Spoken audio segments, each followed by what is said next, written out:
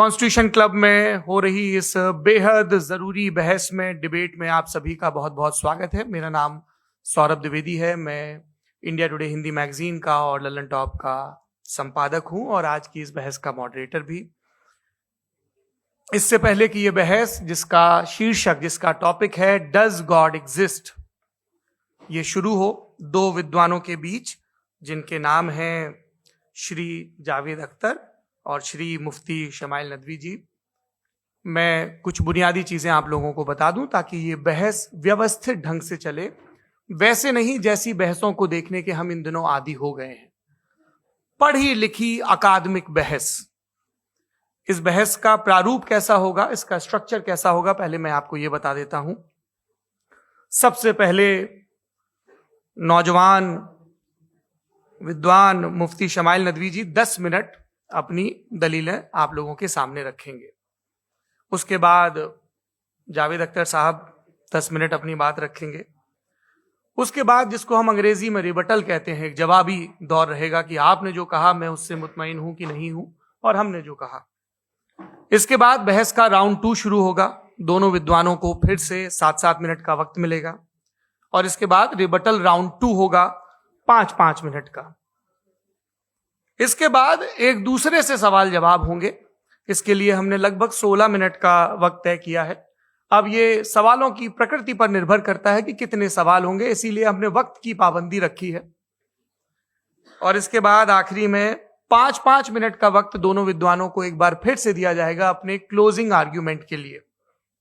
और उसके बाद जो इस बहस के लिए सबसे जरूरी चीज है कि आप और हम और इंटरनेट पर देख रहे लाखों करोड़ों लोग, उनके सवाल जवाब होंगे। तो आप लोग जो यहां मौजूद हैं, आपके हम कुछ सवाल लेने की कोशिश करेंगे। 30 मिनट का वक्त हमने उसके लिए तय कर रखा है। इस तरह से ये 2 घंटे की बहस पूरी होगी। 2-3 बुनियादी बातें हैं जिनका हमें ध्यान रखना है। किसी भी किस्म की नारेबाजी में हमें शरीक नहीं होना है।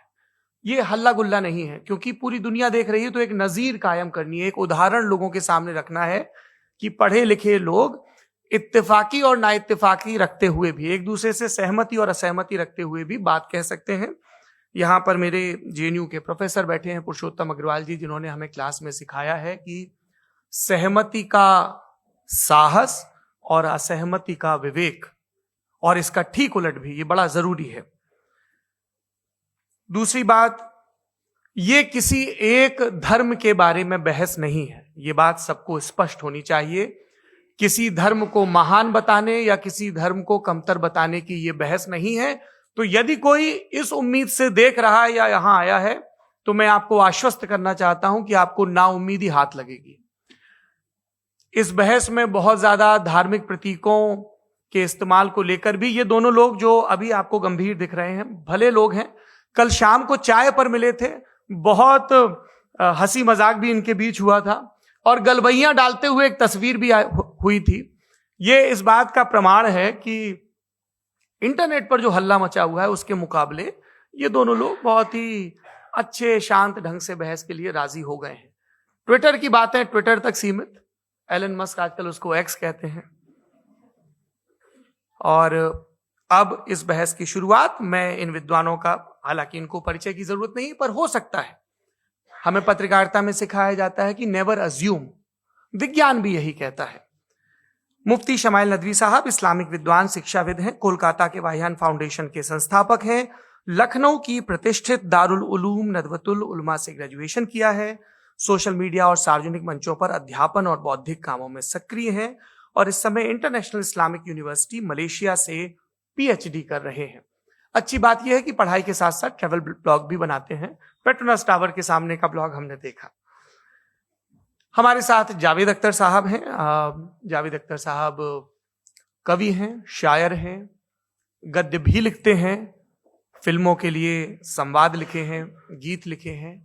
इससे इतर ये वैज्ञानिक सोच को लेकर या अपने डिक्लेयर्ड एथिज्म को लेकर भी मुखर रहते हैं और अपने तहीं रैशनैलिटी की बात करते हैं। देवियों और सज्जनों, डज गॉड एग्जिस्ट, इस सवाल का जवाब सब अपने अपने तहीं खोजने की कोशिश कर रहे हैं। कोई इसको गॉड डैम पार्टिकल की खोज बताता है, कोई गॉड पार्टिकल की खोज बताता है, कोई हिग्स बोसान की खोज बताता है, कोई ये सवाल जवाब तलाशने की कोशिश करता है कि मास एग्जिस्टेंस में आखिर आया कैसे, हुआ क्या था, सृष्टि के पहले, समय के पहले क्या था। और कोई ये कहता है कि ये सारी खोजें जिस मस्तिष्क में हो रही हैं प्रकृति के क्रम में, वो कैसे विकसित हुआ। मैं उम्मीद करता हूं कि हम आज इन बुनियादी सवालों के कुछ जवाब हासिल करने में कामयाब हूं। मैं सबसे पहले मंच पर आमंत्रित कर रहा हूं मुफ्ती शमाइल नदवी साहब को। आइए सर जी।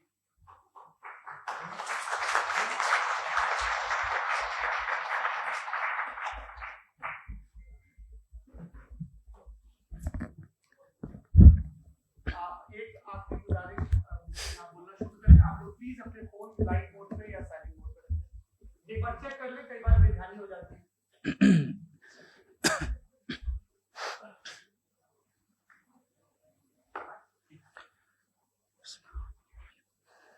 तमाम तारीफें उस क्रिएटर के लिए जिसने इस यूनिवर्स को एक मकसद के तहत पैदा किया है।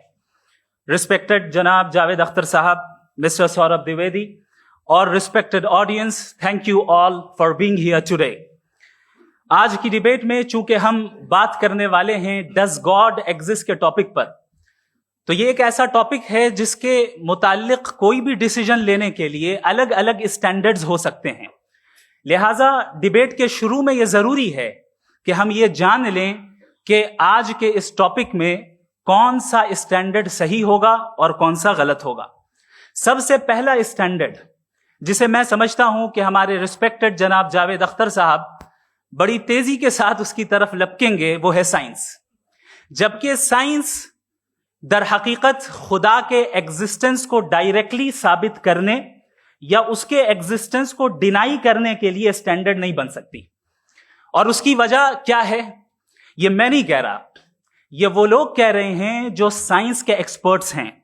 नेशनल एकेडमी ऑफ साइंस कहती है science doesn't have the processes to prove और disprove the existence of God. Why? क्योंकि साइंस का ताल्लुक एम्पेरिकल एविडेंस से है और एम्पेरिकल एविडेंसेस का ताल्लुक हमारे नेचुरल और फिजिकल वर्ल्ड से है, जबकि गॉड नॉन फिजिकल और सुपर नेचुरल रियलिटी है। लिहाजा नॉन फिजिकल रियलिटी को आप उस टूल के साथ नहीं चेक कर सकते जिसका काम फिजिकल रियलिटी को तलाश करना है। लिहाजा आज इस डिबेट में गॉड की एग्जिस्टेंस को साबित करने या उसे डिनाई करने में साइंटिफिक एविडेंस को एक्सेप्ट नहीं किया जाएगा। दूसरा स्टैंडर्ड हो सकता है रेविलेशन, कि रेविलेशन के जरिए हम यह साबित करें कि गॉड एग्जिस्ट करता है या नहीं। लेकिन यह स्टैंडर्ड भी आज इररेलेवेंट है। क्यों? क्योंकि रेविलेशन मेरे नजदीक सोर्स ऑफ नॉलेज है, वैलिड सोर्स ऑफ नॉलेज है, लेकिन हमारे जावेद अख्तर साहब के नजदीक ये वैलिड सोर्स ऑफ नॉलेज नहीं है। लिहाजा आज की डिबेट में मैं एक भी एविडेंस किसी भी मजहबी स्क्रिप्चर से नहीं दूंगा ताकि जावेद अख्तर साहब के लिए वो अनएक्सेप्टेबल ना हो। तीसरा जो मेयार हो सकता है वो है ऑब्जर्वेशन, कि भाई कोई कहे कि हमें खुदा दिखाओ, अगर है तो दिखाओ, या ये कि खुदा के एग्जिस्टेंस पर एम्पेरिकल एविडेंस दो, तो यह है दर हकीकत गलत टूल का इस्तेमाल करना। यह ऐसा ही है कि जावेद साहब मुझसे यह मुतालबा करें कि मुफ्ती साहब आप मेटल डिटेक्टर के जरिए प्लास्टिक डिटेक्ट करके दिखाएं। अब चूंकि प्लास्टिक डिटेक्ट नहीं हो पा रही है लिहाजा plastic does not exist. No, you are using the wrong tool. इस टूल से प्लास्टिक को डिटेक्ट नहीं किया जाता। लिहाजा मैं समझता हूं कि गॉड के एग्जिस्टेंस पर एम्पेरिकल एविडेंस का मुतालबा करना एक बचकाना मुतालबा है और हमारे रिस्पेक्टेड जनाब जावेद अख्तर साहब इस स्टेज से अब बहुत आगे निकल चुके हैं। अब बचता है एक ही स्टैंडर्ड और वो स्टैंडर्ड है अक्ल, लॉजिक, रीजनिंग। और यही वो स्टैंडर्ड है जिसके तहत गॉड की एग्जिस्टेंस को साबित किया जाएगा या गॉड की एग्जिस्टेंस को डिनाई किया जाएगा। लेकिन चूंकि ये बहुत इंपॉर्टेंट और सेंसिटिव टॉपिक है, इसलिए लॉजिकल आर्ग्यूमेंट भी ऐसा होना चाहिए जो डेफिनेटिव हो, इनडेफिनेटिव ना हो, जो 2 और 2 4 की तरह बिल्कुल वाजे हो, जिसे लॉजिकली रिजेक्ट करना पॉसिबल नहीं हो। फॉर एग्जाम्पल हम कहें हमारे रिस्पेक्टेड मिस्टर सौरभ साहब, ये एक इंसान है और तमाम इंसान कॉन्शियस बीइंग है। लिहाजा नतीजा क्या निकला? हमारे सौरभ साहब भी कॉन्शियस बीइंग है। क्या ये इंडेफिनेट आर्ग्यूमेंट है या डेफिनेट आर्ग्यूमेंट है? ये डेफिनेट आर्ग्यूमेंट है। ये 2 और 2 की तरह वाजे है। इसमें किसी तरह जो है लॉजिकली इसको रिजेक्ट नहीं किया जा सकता। तो अगर आज हमारे जावेद अख्तर साहब ऐसी कोई अकली दलील और लॉजिकल एविडेंस दें खुदा के ना होने पर जो डेफिनेट भी हो, तो मैं ये ऐलान करता हूं कि यकीनन मैं उस एविडेंस को कबूल करूंगा और उस पर गौर करूंगा। लेकिन साथ में यह भी ऐलान कर देता हूं प्रेडिक्शन के तौर पर कि ऐसा कोई डेफिनेट आर्ग्यूमेंट कोई नहीं पेश कर सकता। दलील हम देंगे और डेफिनेटिव दलील देंगे, लॉजिकल दलील देंगे, ऐसी दलील देंगे जो एंटायर एथिस्टिक वर्ल्ड उसे रेफ्यूट नहीं कर सकती। चलें अब हम एक एग्जाम्पल सोचते हैं, एक सिनेरियो, सिंपल सिनेरियो, तमाम ऑडियंस से गुजारिश है। हम और आप एक आइसोलेटेड आइलैंड पर हैं, ऐसा आइलैंड जहां पे हमसे पहले कोई कभी नहीं गया। चलते चलते आपके सामने अचानक आपने देखा एक पिंक कलर की बॉल पड़ी हुई है। सबसे पहला सवाल आपके जहन में क्या आएगा कि ये बॉल यहां क्यों आई, कैसे आई, ये पिंक कलर की ही क्यों है, कोई और कलर भी हो सकता था, ये इसी शेप में क्यों है, कोई और शेप भी हो सकता था। नेचुरली आप इस तरफ पहुंचेंगे कि कोई ना कोई है जिसने इन स्पेसिफिक प्रॉपर्टीज के साथ इस बॉल को बनाया है और यहां पे रखा है। चूंकि आप जानते हैं कि ये जो बॉल है इसका एग्जिस्ट करना जरूरी नहीं है, ये एग्जिस्ट कर भी सकती थी, नहीं भी कर सकती थी, और एग्जिस्ट करना ही था तो किसी और फॉर्म में करती, किसी और कलर में करती। अब आप इस बॉल को एक्सपैंड करते चले जाएं, एक्सपैंड करते चले जाएं, एक्सपैंड करते चले जाएं, यहां तक कि ये बॉल यूनिवर्स के साइज की हो जाए। बताइए कि क्या साइज के बढ़ जाने से सवाल बदल जाएगा? हरगिज नहीं बदलेगा। अभी भी सवाल रहेगा, ये यूनिवर्स कहां से आया, इन स्पेसिफिक प्रॉपर्टीज के साथ कहां से आया, क्यों आया, किसने बनाया, यह सवाल उस वक्त भी वैलिड रहेगा। लेकिन यह सवाल अगर हम जनाब जावेद अख्तर साहब से करें तो चूंकि इनका वर्ल्ड व्यू एथिस्टिक है, और सिर्फ इनका नहीं, मतलब जितने भी एथिस्ट हैं और एथिस्टिक वर्ल्ड व्यू को रखने वाले से अगर आप ये सवाल करें कि ये यूनिवर्स कहां से आया, तो इनका जवाब या तो आर्ग्यूमेंट फ्रॉम इग्नोरेंस होगा या डॉगमेटिक होगा। या तो ये कहेंगे कि मुझे नहीं पता कि ये कहां से आया, लिहाजा गॉड डज नॉट एग्जिस्ट, ये आर्ग्यूमेंट फ्रॉम इग्नोरेंस है। या ये कहेंगे कि ये यूनिवर्स खुद ब खुद बन गया, इसका मतलब ये है कि उस बॉल को भी खुद ब खुद बन जाना चाहिए। लेकिन बॉल के ताल्लुक से ये एक्सप्लेनेशन एक्सेप्ट नहीं की जाएगी कि ये खुद ब खुद बन गई, लेकिन यूनिवर्स के ताल्लुक से कर दिया जाएगा। इसे हम दूसरे अल्फाज में डॉगमा भी कह सकते हैं। दूसरी चीज, हमारे जावेद अख्तर साहब जरूर गॉड ऑफ गैप्स की मिसाल भी जरूर देंगे, और मिसाल देंगे कि पहले जमाने में बिजलियां कड़कती थी तो लोगों ने किसी एक खुदा की तरफ, और बारिश होती थी तो दूसरे खुदा की तरफ मंसूब कर दिया, उनके पास दलील नहीं थी। यह हमारा वर्ल्ड व्यू है ही नहीं, यह हमारा वर्ल्ड व्यू है ही नहीं, क्योंकि नेचुरल फेनोमेना के प्रोसेस की इंटरप्रिटेशन को जान लेने से यह कहां से साबित हो गया कि गॉड एग्जिस्ट नहीं करता है। इस पर मैं इंशाअल्लाह अभी आगे बात करूंगा। आप हजरात ये भी देखेंगे, और मैं ये एक्सपेक्ट करता हूं कि हमारे रिस्पेक्टेड जनाब जावेद अख्तर साहब जरूर इमोशनल आर्ग्यूमेंट्स भी देंगे, जो कि एक लॉजिकल फेलेसी है जब बात आती है ट्रुथ को डिसाइड करने में। क्यों? मिसाल के तौर पर वो कहेंगे कि अगर गॉड है तो ईविल क्यों एग्जिस्ट करता है, जबकि मैं कहता हूं ईविल का एग्जिस्ट करना गॉड के एग्जिस्ट करने की दलील है, उसके खिलाफ नहीं है। चूंकि अगर गॉड है तो हम सब उसके सामने अकाउंटेबल हैं, और अगर हम अकाउंटेबल हैं तो अकाउंटेबिलिटी के लिए ईविल का मौजूद होना जरूरी है, उसके बगैर हम अकाउंटेबल नहीं हो सकते। और अगर हम अकाउंटेबल नहीं हैं तो हम जनाब जावेद अख्तर साहब से पूछेंगे कि आप बताएं कि फिर सफरिंग इस दुनिया में क्यों है? अगर खुदा नहीं है तो सफरिंग क्यों है? और उन लोगों के जज्बे का क्या जिनके अंदर सफरिंग के बाद इंतकाम लेने का जज्बा पाया जाता है और वो इस दुनिया से ऐसे ही चले गए, क्या उनकी सारी तकलीफें बेकार चली जाएंगी? अब आ जाएं उसी एग्जाम्पल की तरफ कि बॉल, मुझसे अगर कोई पूछे इस बॉल को किसने बनाया और या इस एक्सपेंडेड बॉल को किसने बनाया, मैं कहूंगा कि चूंकि ये यूनिवर्स और इस यूनिवर्स की तमाम चीजें कॉन्टिंजेंट हैं। कॉन्टिंजेंट होने का मतलब ये होता है कि जो अपने एग्जिस्टेंस पे किसी के ऊपर डिपेंड करती हो, तो जाहिर है ये यूनिवर्स कॉन्टिंजेंट है। और अगर कोई चीज कॉन्टिंजेंट नहीं है तो मैं रिक्वेस्ट करूंगा कि मुझे दिखा दें कि कौन सी चीज यूनिवर्स में कॉन्टिंजेंट नहीं है, हम भी जरा गौर कर लें और हम भी देख लें।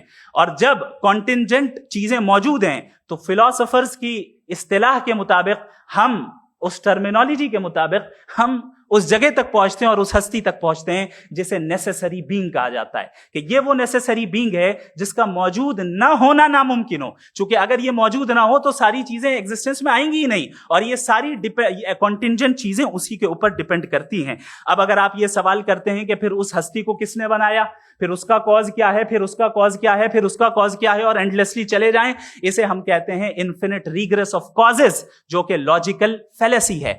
कॉन्सेप्चुअली इंफिनिटी पॉसिबल है। मिसाल के तौर पे न्यूमेरिकल्स 1 2 3 गिनते चले जाएं, इन्फिनिट नंबर्स हैं। मैं कॉन्सेप्चुअली बात नहीं कर रहा, प्रैक्टिकली रियलिटी में साबित करके दिखाएं कि infinite regress of causes possible है या नहीं। अगर पॉसिबल है तो हम मान लेंगे, मिसाल दे दें, और पॉसिबल नहीं है तो एक ही ऑप्शन बचता है जिसे हम कहते हैं नेसेसरी बीइंग। ऐसी नेसेसरी बीइंग जो इंडिपेंडेंट है, क्योंकि अगर वो डिपेंडेंट हुई तो वो नेसेसरी नहीं रहेगी। ऐसी इंडिपेंडेंट बीइंग जो इटर्नल है, अगर वो इटर्नल नहीं होगी, उसकी बिगिनिंग होगी तो वो खुद कॉन्टिंजेंट है। ऐसी बीइंग जो पावरफुल है, क्योंकि कॉन्टिंजेंट को एक्चुअलाइज करने के लिए पावर चाहिए। ऐसी बीइंग जो इंटेलिजेंट है और नॉलेजेबल है, क्योंकि ये यूनिवर्स स्पेसिफिक फॉर्म और स्पेसिफिक लॉज ऑफ नेचर के तहत प्रिसाइजली चल रहा है। Thank you. थैंक यू मुफ्ती साहब। मैं इन दलीलों के बाद जावेद अख्तर साहब से गुजारिश करूंगा, आप बैठ के बोलना चाहेंगे हमारे? जी।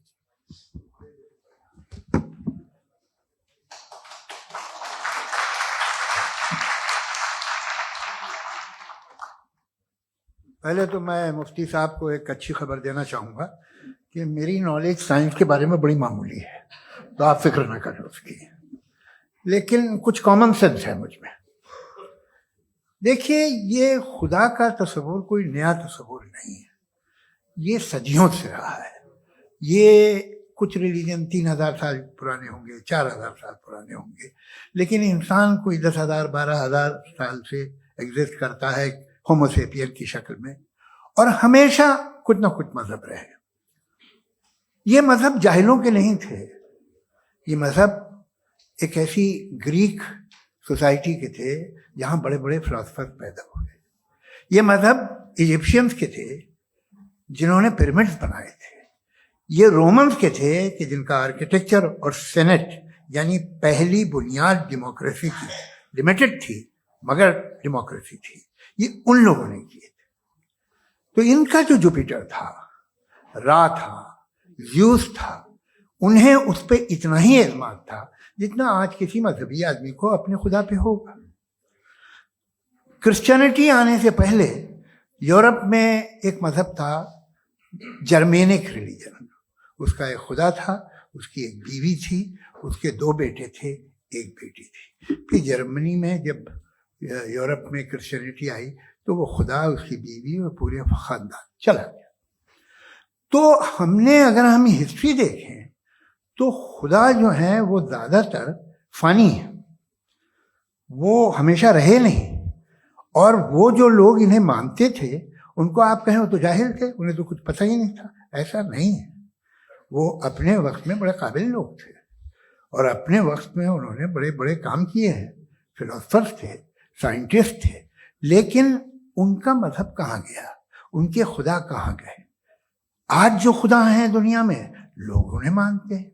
आपको क्या मालूम कि कितने बरसों के बाद क्या होने वाला है? हम यूरोप में देखते हैं तो चर्च खाली हैं। तो वक्त के साथ चीजें बदलती हैं। जहां तक इसका ताल्लुक है मजहबों का, हर मजहब आपसे एक चीज मांगता है, फेथ।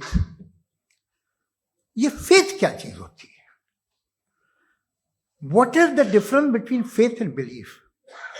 ये तो बहुत ही अहमखाना बात होगी कि कोई आदमी कहे साहब अगर खुदा है तो मुझे दिखाइए। ये तो जाहिलाना बात हुई। मैंने तो नॉर्थ पोल नहीं देखा है, मगर मैं मानता हूं कि नॉर्थ पोल है। मैं क्यों मानता हूं? इसलिए कि अगर ये दुनिया राउंड है तो उसका कोई टॉप होगा। कुछ लोग हैं जो वहां गए भी हैं, कॉमन सेंस कहता है कि ऐसा होगा, सबूत है, गवाह है, रीजन है।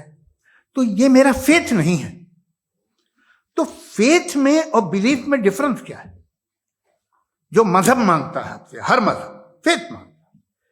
फेथ का मतलब ये है कि ना कोई गवाह हो, ना कोई सबूत हो, ना कोई रैशनल हो, ना कोई लॉजिक हो, ना कोई प्रूफ हो, मगर तुम एक बात को मानो। ये है फेथ। वरना बिलीफ होता। अगर इसमें कुछ भी सबूत होते, गवाह होते, तो फिर इसे आप बिलीफ कहते। जैसे मेरा बिलीफ है कि नॉर्थ पोल है, मेरा फेथ थोड़ी है। फेथ इन तमाम शर्तों को रद्द करता है। तो फिर स्टुपिडिटी क्या है? अगर मैं एक बात ऐसी मानूं जिसकी ना कोई लॉजिक है, ना कोई रैशनल है, ना कोई प्रूफ है, ना कोई गवाह है, ना कोई सबूत है, और मैं उसे मानूं, तो ये स्टुपिडिटी हुई। इसे ही भाई कल को मैं यकीन कर लूं कि एलॉन मस्क जो है मेरा भाई है, तो मुझे इंतहाई खुशी होगी, सुकून भी बहुत मिलेगा मुझे। लेकिन और कहे भाई क्यों मानते हो, क्या सबूत है भाई, वो तो अमेरिकन है और तुम तो इंडियन हो, वो तो नस्ल अलग है, तुम्हें कभी मिले भी नहीं। साहब देखिए मेरा फेथ है, इस पे बात न किया। फेथ का मतलब ही यह है कि आप प्रूव नहीं कर सकते। अगर आप प्रूव कर सकते हो तो फेथ की जरूरत ही नहीं, फिर तो आप बात करेंगे, आप कितनी बहस कर लीजिए। अल्टीमेटली दुनिया का हर मजहब फेथ पे टिका है, और फेथ का मतलब है एक ऐसा यकीन जिसका कोई सबूत, कोई गवाह, कोई रैशनल नहीं। अब आप ये कहें, क्या आप ये क्यों कह रहे हैं कि साहब ये कायनात किसने बनाई? कमाल ये है कि आपने बताया कि एक आइलैंड पे गए और एक बॉल देखी। आपने ये नहीं कहा कि आइलैंड किसने बनाया, आपको सिर्फ बॉल पे हैरत हुई। हमने आइलैंड पे हमने हैरत नहीं की, होते हैं आइलैंड। इसी तरह ये आइलैंड है, सितारे, ये गैलेक्सीज, ये सब आइलैंड हैं, खला में। हम उन्हें टेकन फॉर ग्रांटेड लेते हैं, हम पूछते नहीं किसने बनाए। आपने जजीरे के बारे में भी नहीं पूछा है। मेरी पैदाइश कैसे हुई? क्या मैं प्लान पैदा हुआ था? I was plan to be born, या एक लकी स्पर्म था जो किसी एक से चिपक गया? मेरी पैदाइश रैंडम। और इंसाफ जिसे आप कहते हैं, इंसाफ का तो नेचर से कोई वास्ता ही नहीं। जो आप कहते हैं कि एक दिन इंसाफ मिलेगा, इंसाफ is a human concept, nature में कोई इंसाफ नहीं। अगर शेर हिरन को खा जाता है तो उसे कोई सजा नहीं मिलती। अगर एक आंधी आती है और हरे भरे पेड़ों को उखाड़ के फेंक देती है तो आंधियों की जेल नहीं होती है। नेचर में इंसाफ नहीं, इसलिए मुझे नेचर को इंसाफ की जरूरत भी नहीं। नेचर तमाम एक है। अब हम कहें कि साहब ये देखिए जो मैंने खाना खाया था, ये मेरी आंख तो नहीं यूं कर दिया उसे, तो इसे सजा मिलनी नहीं, वो सिस्टम है, ऐसे ही चल रहा है। नेचर बगैर इंसाफ के है। इंसाफ इज अ ह्यूमन कॉन्सेप्ट। तो जो आपसे कहता है कि मैं तुम्हें इंसाफ दूंगा, वो इंसानी जहन की पैदावार है। ये नेचुरल है ही नहीं, ये आसमानी है ही नहीं। नेचर का तसव्वुर, इंसाफ का तसव्वुर। भाई आप साथ मिलते हैं, अब आप लेफ्ट हैंड ड्राइव करते हैं, ये क्या है? तमाम सच, तमाम नेकी, तमाम शराफत लेफ्ट हैंड ड्राइव है। वरना क्या होगा, या तो आप क्रॉस कर देंगे, आपका एक्सीडेंट हो जाएगा, या आप किसी को मार देंगे, या ट्रैफिक जैम हो जाएगा। झूठ, बेईमानी, रिश्वतखोरी, ये तमाम जो है driving on the wrong side, इसके ऊपर कुछ नहीं। ये तो हमने बनाया, जैसे हमने लेफ्ट हैंड ड्राइव बनाई है। ये कॉन्सेप्ट ऑफ इंसाफ जो है ये हमारा है, इसका नेचर से कोई वास्ता नहीं। शेर खा जाता है हिरन को, उसे जेल होती है क्या? कुछ भी नहीं, है ही नहीं। तो ये जो दुनिया के रिलीजन प्रॉमिस करते हैं आपसे इंसाफ, इसी से मालूम होता है कि ये मैन मेड है। ये तसव्वुर कहीं और का है ही नहीं। जो नेचर है, कुछ लोग कहते हैं नेचर ही खुदा है, तो नेचर में तो इंसाफ नहीं कहीं। और आप वादा कर रहे हैं कि तुम्हें मरने के बाद इंसाफ मिलेगा। मुझे अगर मिलेगा तो मैं बहुत खुश हूंगा, लेकिन मैं यकीन नहीं कर पाता हूं, इसलिए कि मैं फेथ नहीं पैदा कर सकता। The very fact that religion demand faith, इसका मतलब है कि उनके पास जस्टिफिकेशन नहीं है। अच्छा था, फिर रिलीजन अगर मॉडरेशन में है, कोई सा भी रिलीजन, वो आप में कुछ खूबियां भी पैदा करता होगा, देखिए उससे ये फायदा है, वो फायदा है। अल्कोहल जो है वो ज्यादातर दवाओं में यूज होती है, और एक सर्वे किया गया था अमेरिका में कि लॉन्जेटिविटी किन लोगों की है, तो एक तरफ वो लोग थे जो शराब पीते ही नहीं थे, और एक तरफ वो थे जो एक बोतल शराब रोज पीते थे। सबसे ज्यादा लंबी उम्र होती है जो 2 पैक नाप के शराब पीते हैं और खाना खाते हैं। मगर हम शराब को बुरा समझते हैं, मैं भी बुरा समझता हूँ। क्यों? ऐसा होता नहीं। कुछ चीजों में आदत होती है जो बढ़ती है। आज तक में एक आदमी दूध पीता है, आप 10 साल बाद भी मिलेंगे तो एक ही गिलास पीता होगा। ऐसा नहीं होता, सुबह से दूध पीता रहता है। मिल्कोहलिक मैंने नहीं देखे, अल्कोहलिक होते हैं। ये टेंडेंसी है मजहब की कि वो बढ़ता है, जैसे कैंसर बढ़ता है, जैसे शराब बढ़ती है। कुछ लोग होंगे जो उसे सही तरह से यूज करते। मुझे यकीन है कि हमारे मुफ्ती साहब भी उनमें से एक, इनसे बहुत खुशी हुई मुझे इनसे मिलकर। लेकिन कितने लोग हैं कि आज आप देखते हैं दुनिया में जो तबाहियां हैं, इनमें कितना हाथ है उन लोगों का जो बिलीवर कहते था मजहब ये नहीं कहता, ना कहता होगा, मगर जब ये मजहब पीते हैं तो ऐसे बिहेव करते हैं। थोड़ा सा अगर हो तो शायद बहुत अच्छी बात, लेकिन शराब थोड़ी सी नहीं रहती, उसमें टेंडेंसी है पहले।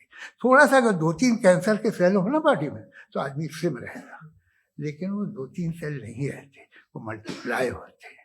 जावेद साहब टाइम पूरा हो गया। टाइम हो गया तो बस बात खत्म हो गई। अच्छा, मुझे कुछ और कहने को था भी नहीं। जी, मैं पहले जवाबी दौर के लिए इनवाइट कर रहा हूं मुफ्ती साहब को। Your rebuttal round 1, you have 7 minutes।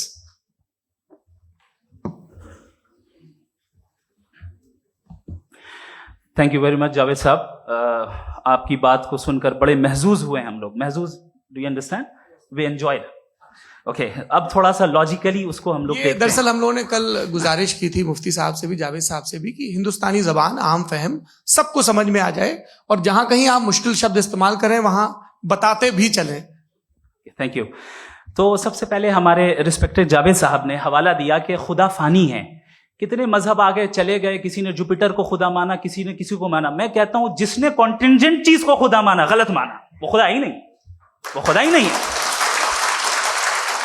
हम तो नेसेसरी बीइंग को साबित करने बैठे हैं, वो नेसेसरी कॉज जो इटरनल है, जो अबदी भी है और अजली भी है। हम किसी और को साबित करने नहीं बैठे। दूसरी चीज उन्होंने कहा कि फेथ एंड बिलीफ, ये एक ऐसी डेफिनेशन है फेथ की जो इन्होंने पहली मर्तबा पेश की है, या माफ कीजिएगा, इन्होंने पहली मर्तबा पेश नहीं की है, रिचर्ड डॉकिंस ने पहली मर्तबा पेश की है। मुझे मालूम है ये सोर्स कहां से है।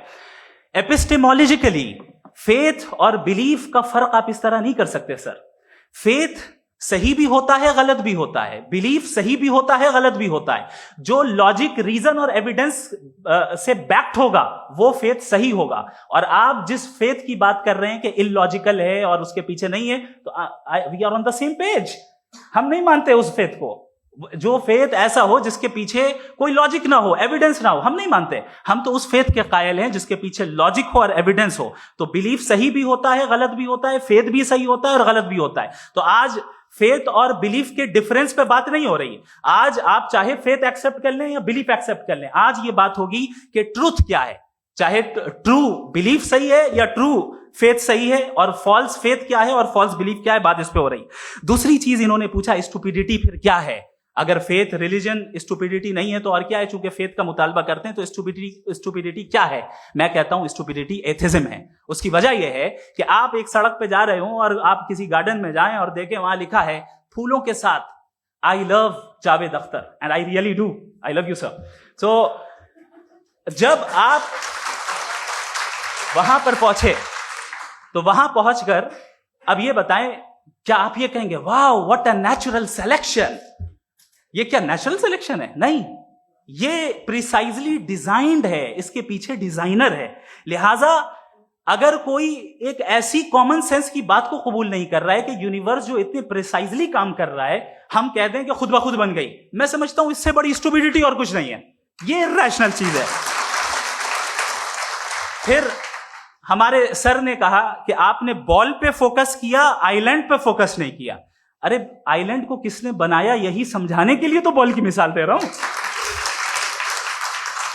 और बॉल भी कॉन्टिंजेंट है, आइलैंड भी कॉन्टिंजेंट है, दोनों नेसेसरी बीइंग का मुतालबा करते हैं। आगे इन्होंने कहा कि नेचर में कोई इंसाफ नहीं है, हम डिसाइड करते हैं कि मोरालिटी क्या होती है, इंसाफ क्या होता है, हम डिसाइड करते हैं। जैसे ड्राइविंग सीट में ट्रैफिक वाला, ये तो किसी खुदा ने नहीं कहा, ये है, इसे कहते हैं फॉल्स इक्विवेलेंस, ये एक लॉजिकल फेलेसी है। आपने जो है मिसाल दी ड्राइविंग की और ट्रैफिक की, ये सब्जेक्टिव मोरालिटी है। आप सब्जेक्टिव मोरालिटी को मिसाल बनाकर ऑब्जेक्टिव मोरालिटी के ऊपर नहीं थोप सकते। इंसाफ की ऑब्जेक्टिव मोरालिटी, अगर आप ये कहते हैं कि नेचर में इंसाफ नहीं है तो इंसाफ का न होना ये नेचुरल हुआ, तो फिर नेचर को नेचर रहने दे, क्यों हम इतना स्ट्राइव कर रहे हैं दुनिया में इंसाफ लाने के लिए? ये तो इलॉजिकल बात है, इरैशनल बात है। इसलिए बहुत सी चीजें ऐसी हैं जो ऑब्जेक्टिवली जो है इविल या गुड हैं, और बहुत सी चीजें ऐसी हैं जो सब्जेक्टिवली हैं। सब्जेक्टिवली जो मोरल होता है या इमोरल होता है उसको हम सोशल कंसेंसस से या पर्सनल प्रेफरेंस से डिसाइड करते हैं। लेकिन जो ऑब्जेक्टिव मोरालिटी है जिसमें इंसाफ आया, जो इन्होंने बार बार रिपीट किया, ये ऑब्जेक्टिव है, सब्जेक्टिव नहीं है। अगर आप कहते हैं ये सब्जेक्टिव है तो मेरा सवाल आपसे ये है, क्या सोशल कंसेंसस के जरिए अगर जुल्म को सही करार दे दिया जाएगा तो आप जुल्म को जस्टिफाई करेंगे? दूसरी चीज इन्होंने ये कहा कि 2 पैक शराब पी लें तो वो उतने पे नहीं रहता, बढ़ जाता है। यही मामला मजहब के साथ है, 2 पैक आप पी लें बढ़ेगा। तो ये एक ऐसी मिसाल है, इसको कहीं भी फिट कर लें कि आप एथिज्म पे जब फिट करें, जब आप 2 पैक एथिज्म का लेंगे ना तो वो बढ़ बढ़ के नॉर्थ कोरिया बनेगा। Thank you.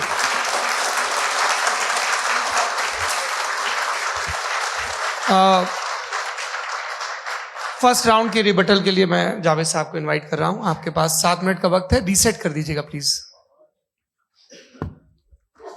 मुझे इस बात की खुशी है कि मुफ्ती साहब ने भी मान लिया कि नेचर में कोई इंसाफ नहीं है।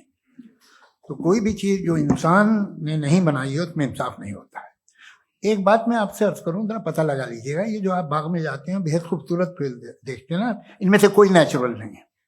ये सारे फूल क्रॉस करके बनाए गए हैं। जो जंगल में फूल होते हैं निहायत मामूली होते हैं, ये फूल इंसानों ने बनाए हैं। जो आप बाग में देख के वाह वाह कहते हैं, ये इंसानों के बनाए हुए हैं। डिफरेंट फूलों को क्रॉस करके, डेवलप करके, फिर क्रॉस करके इस तरह से बनाए गए। नेचुरल फ्लावर नहीं। किसी जंगल वीरान में जाके आप गुलाब के फूल नहीं देखेंगे, ये सब बनाए हुए इंसान ने। बहुत से काम इंसान ने किए हैं। बाकी है कि आपने मेरी एक बात का जवाब नहीं दिया, जिससे मुझे शिकायत है कि फेथ क्या है और आप फेथ मांगते क्यों हैं मुझसे? आप तो लॉजिकल हैं, आपके पास तो सारे रैशनल हैं, आपके पास सारे सबूत हैं, तो आपको फेथ की डिमांड क्यों करते हैं कि भाई तुम सरेंडर कर दो और सवाल मत करो? कोई मजहब सारे सवाल करने की इजाजत नहीं देता है और मना करता है कि ज्यादा सवाल ना करो, बह जाओगे तुम। आप क्यों रोकते हैं? हकीकत यह है कि इंसानी तारीख क्या है। इंसानी तारीख यह है कि दुनिया में 2 तरह के लोग हुए। एक वो जिन्होंने अपनी लाइल्मी की परस्तिश की है, दूसरे वो जिन्होंने अपनी इग्नोरेंस या लाइल्मी से झगड़ा किया है और मालूम किया है कि क्या है। ये जो आप कह रहे हैं, आज आप हैरान हैं कि भाई ये यूनिवर्स कैसे बनी। लोग हैरान थे कि सूरज डूबता है तो इधर से कैसे निकलता है। और आप एक कदम जाके हमेशा का मानने को तैयार है, एक कदम पीछे ही मान जाइए। भाई आप इसके बाद जाते हो, कहते सवाल ना करना कि ये कहां से आया, ये पावर तो हमेशा से हमेशा रहेगी। तो आप यूनिवर्स के बारे में मानने में क्या तकलीफ है? एक कदम पहले रुक जाइए। ये हमेशा से थी या नहीं थी हमें मालूम नहीं है। और ये कहना कि हमें मालूम नहीं है, कमाल ये है कि दुनिया के सारे मजहब सब जानते हैं ये दुनिया कैसे बनी थी, कैसे मिटेगी, मरने के बाद क्या होगा, इनको सब इल्म है। इनको किसी को डायनासोर होते थे पहले ये नहीं पता था, किसी को नहीं पता। किसी भी दुनिया की मजहबी किताब में डायनासोर का जिक्र नहीं है। लेकिन बाकी सब बातें, how to make universe in 4 easy lessons and बाकी सब पता है। जिसको सब पता है वो गड़बड़ है। हम में ये इंकिसार, ये ह्यूमिलिटी होनी चाहिए कि हम ये कहें कि हमें ये बहुत सारी बातें नहीं मालूम, लेकिन हम उनकी परस्तिश न करें, अपनी लाइल्मी को की परस्तिश न करें, हम उसे पता लगाने की कोशिश करें। जिस दुनिया में आप बैठे हैं सर, ये हॉल जो है, ये इलेक्ट्रिसिटी जो है, ये माइक जो है, जिस हवाई जहाज से आप आए थे, वो जिस कार से आप यहाँ आए हैं, ये सब उन लोगों की बनाई हुई है जिन्होंने सवाल किए थे। ये दुनिया जिसमें आप आज आराम से हैं, ये उन लोगों की बनाई है कि जिन्होंने सवाल किए थे, और हर स्टेज पे इन सवालों को मकरूह कहा गया था, गलत कहा गया था। आप जरा तारीख पढ़िए, एक बड़ी दिलचस्प किताब है बर्ट्रैंड रसेल की, जिसमें उसने रिलीजन एंड साइंस कि कब से रिलीजन जो है साइंस के अगेंस्ट है, और हद तो यह है कि भाप के इंजन के खिलाफ थे, स्टीम इंजन के भी खिलाफ थे, और फतवे हुए उन पे, वेटिकन ने दिए। तो ये हमेशा, अभी जैसे ही ये राइट विंगर आते हैं अमेरिका में पावर में, तो वो जो अपना ये क्या बोलते हैं उसे, सीड क्या बोलते हैं, सीड क्या जो, हाँ नहीं सीड जो होते हैं जिसपे जी, नहीं भाई, वो जो ह्यूमन बॉडी के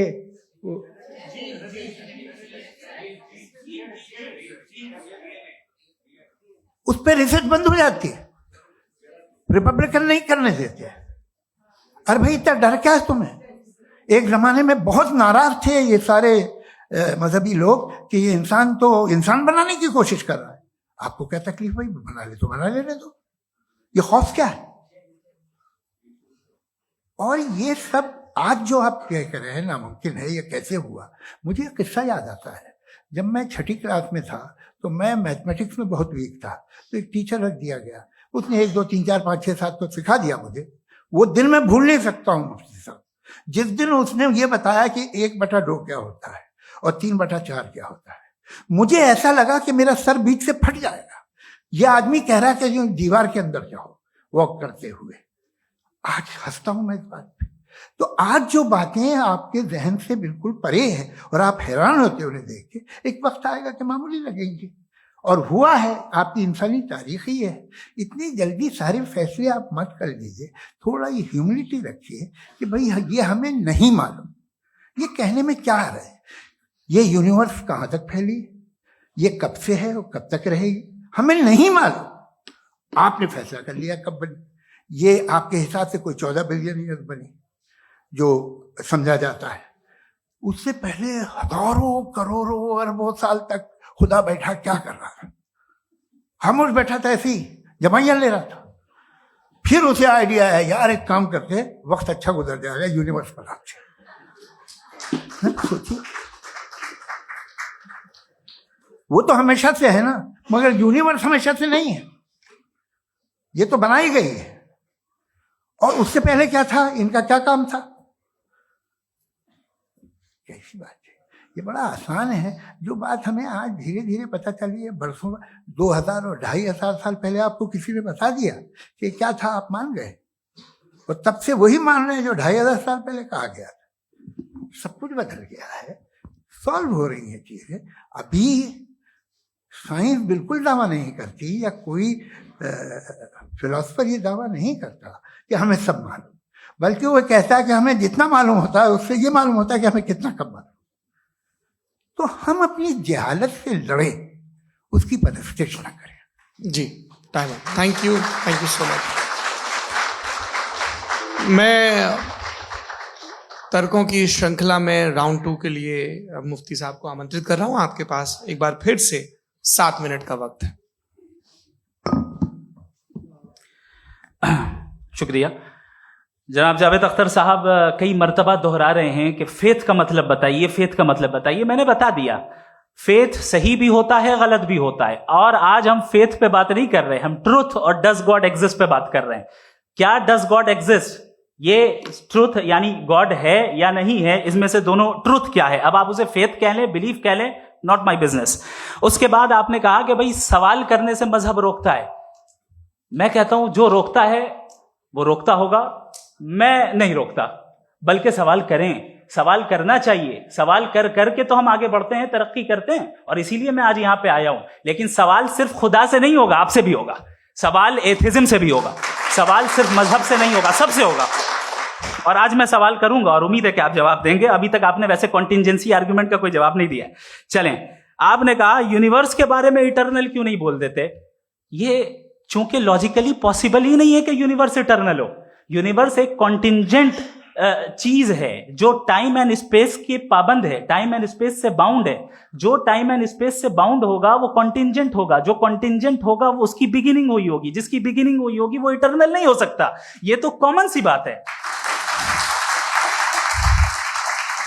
आपने कहा कि किसी मजहबी किताब में डायनासोर का जिक्र नहीं है। अफसोस कि आज तक किसी मैथमेटिक्स के किताब में मुझे डायनासोर का जिक्र नहीं मिला। तो इसका मतलब मैथमेटिक्स की किताब बेकार है? नहीं, उसका वो टॉपिक नहीं है। रेवलेशन का और मजहबी किताबों का टॉपिक ये नहीं है कि आपको आके बताए साइकिल कैसे बनाते हैं, या आकर ये बताएं कि जो है डायनासोर कब था। वो तो मोरालिटी सिखाने आया है, गॉड के बारे में बताने आया, नॉन फिजिकल रियलिटी की हकीकत को सिखाने के लिए आया। रिलीजियन साइंस को रोकता है? नहीं रोकता। अगर रोकता है तो गलत करता है। रिलीजियन साइंटिज्म को रोकता है, जिसमें हमारे जावेद साहब मुब्तला हैं। साइंस और साइंटिज्म में फर्क है।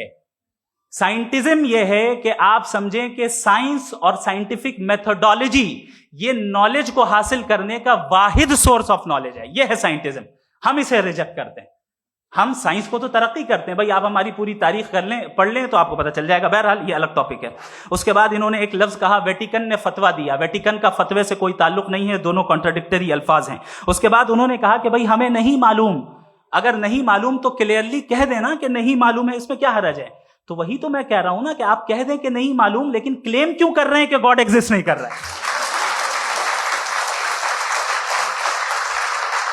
आप कह दें नहीं मालूम है, हो सकता है हो सकता ना हो, लेकिन आप क्लेम कर रहे हैं। The moment you say God does not exist, this is a claim, and now the burden of proof is upon you too, जैसे हमारे ऊपर है। और क्यों है मैं बताता हूं, क्यों है ये भी मैं बताता हूं। फिलोसॉफिकली जो क्लेम होता है ना, सिर्फ ये नहीं होता कि इंसान कहे पॉजिटिव क्लेम करे और नेगेटिव क्लेम करे तो बर्डन ऑफ प्रूफ नहीं है। आप मिसाल के तौर पे मैं कहूं कि फुला उस कमरे में कोई नहीं है, मैंने एक नॉलेज का क्लेम किया है। उस कमरे में कोई नहीं है, मैंने एक नॉलेज का क्लेम किया। या तो मैं कहूं मुझे नहीं पता, हो भी सकता है नहीं भी हो सकता है, this is not a claim. लेकिन जब मैं कह रहा हूं कि वहां कोई नहीं है, या मैं कह रहा हूं वहां कोई है, दोनों क्लेम है और दोनों के ऊपर बर्डन ऑफ प्रूफ है। हमारे ऊपर भी बर्डन ऑफ प्रूफ है। मैंने कंटिंजेंसी आर्ग्यूमेंट दिया, इसे तोड़कर दिखाइए। आखिरी चीज, इन्होंने कहा कि खुदा दुनिया बनाने से पहले 150 साल पहले या करोड़ों साल पहले क्या कर रहा था। अरे हजरत, चलें, बहरहाल मैं जवाब दे देता हूं। आप हमारे रिस्पेक्टेड पर्सनैलिटी हैं, अगर आप नहीं होते तो मैं इसे एंटरटेन ही नहीं करता। टाइम, ये 100 साल पहले या 100 साल बाद, पहले बाद में अभी, ये वो अल्फाज हैं जिनका ताल्लुक टाइम से है। टाइम शुरू ही हुआ है यूनिवर्स की बिगिनिंग के बाद, तो उसके पहले खुदा क्या कर रहा था, सवाल इलॉजिकल है, ये फेलेसी है। यानी आप ये कह रहे हैं कि यूनिवर्स के बनने से पहले खुदा क्या कर रहा था। टाइम के बनने से पहले, पहले का ताल्लुक टाइम से, टाइम उस वक्त था ही नहीं, तो ये सवाल ही इनवैलिड है खुदा के ताल्लुक से। दूसरी चीज, आर्ग्यूमेंट ऑफ कंटिंजेंसी जो मैंने आपके सामने पेश की है, आपने बार बार ये प्रूफ किया और ये कह रहे हैं कि गॉड ऑफ गैप्स। देखिए, पहले नहीं मालूम था, साइंस ने कर दिया। सिंपल की मिसाल से मैं समझा देता हूं। जिस गैप्स की आप बात कर रहे हैं ना, साइंस उन गैप्स को जिन चीज के जरिए भी प्रूव करेगा वो कॉन्टिंजेंट ही होगा। अब चाहे वो फोर्स हो, मैटर हो या एनर्जी हो। लिहाजा सवाल हमारा उस वक्त भी वैलिड होगा जब तक कि आप नेसेसरी बीइंग पे ना आ जाएं। और इन्फिनिट रिग्रेस पॉसिबल नहीं है of causes in practical world, तो जाहिर है कहीं रुकना पड़ेगा। जहां रुकेंगे वही खुदा है। दूसरी चीज, आपने ये कहा, क्या कह रहा था मैं, किस पॉइंट को? What? Oh no, after that. Just now. हाँ, जहां रुकेंगे वही खुदा है। बहरहाल, तो टाइम का जिक्र हो गया, गॉड ऑफ गैप, सॉरी, या इसकी एक मिसाल आप ले लें। एक कार है, एक साहब ने देखा कि भाई कार जो है उसके व्हील्स कितने अच्छे लगे हुए हैं, सही जगह पे। स्टीयरिंग जो है कितने अच्छे जगह पे लगी हुई, और सीट्स कितने वेल डिजाइंड है, कितनी प्रिसाइजली ये कार काम कर रही है। तो जरूर कोई ना कोई इसे क्रिएट किया है, किसी ने क्रिएट किया है। अब जावेद साहब आए और कहे अरे जनाब बोनेट खोलिए, इसमें इंजन है, इंजन इस कार को चला रहा है, hence prove no one has created the car. This is illogical, this is irrational. आपने इंजन के जरिए उस गैप को तो साबित किया, लेकिन क्या उससे कार की जो क्रिएशन है और उसका जो क्रिएटर है ये इम्पॉसिबल हो जाए? ऐसा पॉसिबल है? उसका सवाल खत्म हो जाए, ऐसा पॉसिबल है? नहीं। आपने गैप्स को फिल करके, कॉन्टिंजेंट चीजों से गैप्स को फिल करके हमारे ऑब्जर्वेशन को और ब्रॉड कर दिया।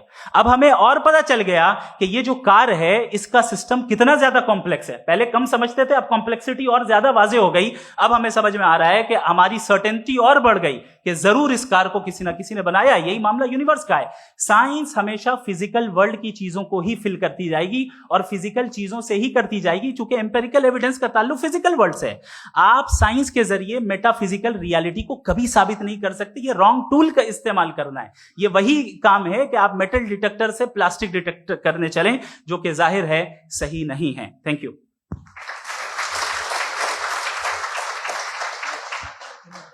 जी, ये आर्ग्यूमेंट का राउंड 2 है। हाँ। 7 मिनट है। पहले तो मैं आपसे अर्ज करूं कि आपने कहा कि जब कायनात ही नहीं थी तो वक्त भी नहीं था, कुछ भी नहीं था। कैसे नहीं था? खुदा था। एक एग्जिस्टेंस तो था ना खुदा का। तो जब खुदा था तो वक्त भी होगा। ऐसा नहीं है कि कुछ भी नहीं था, खुदा था। अच्छा, बाकी एक आपने कहा साहब आप साबित कीजिए, आपके पास भी लॉजिक है या मेरे पास भी लॉजिक है। आप मेरा जिम्मेदारी नहीं है साबित करना कि खुदा है। बर्टन रसल ने बड़ी अच्छी बात कही। बर्टन रसल ने बड़ी अच्छी बात कही। मैं आपसे अगर ये दावा करूं कि एक चाय की केतली मरीख के चारों तरफ घूम रही है, मार्स के चारों तरफ, तो ये आपका काम नहीं है कि आप साबित करें कि कोई चाय की केतली नहीं है। ये मेरा काम है, मैंने दावा किया है। ये दावा तो मजहबी लोग करते हैं कि खुदा है। मैं क्यों साबित करूं कि नहीं है?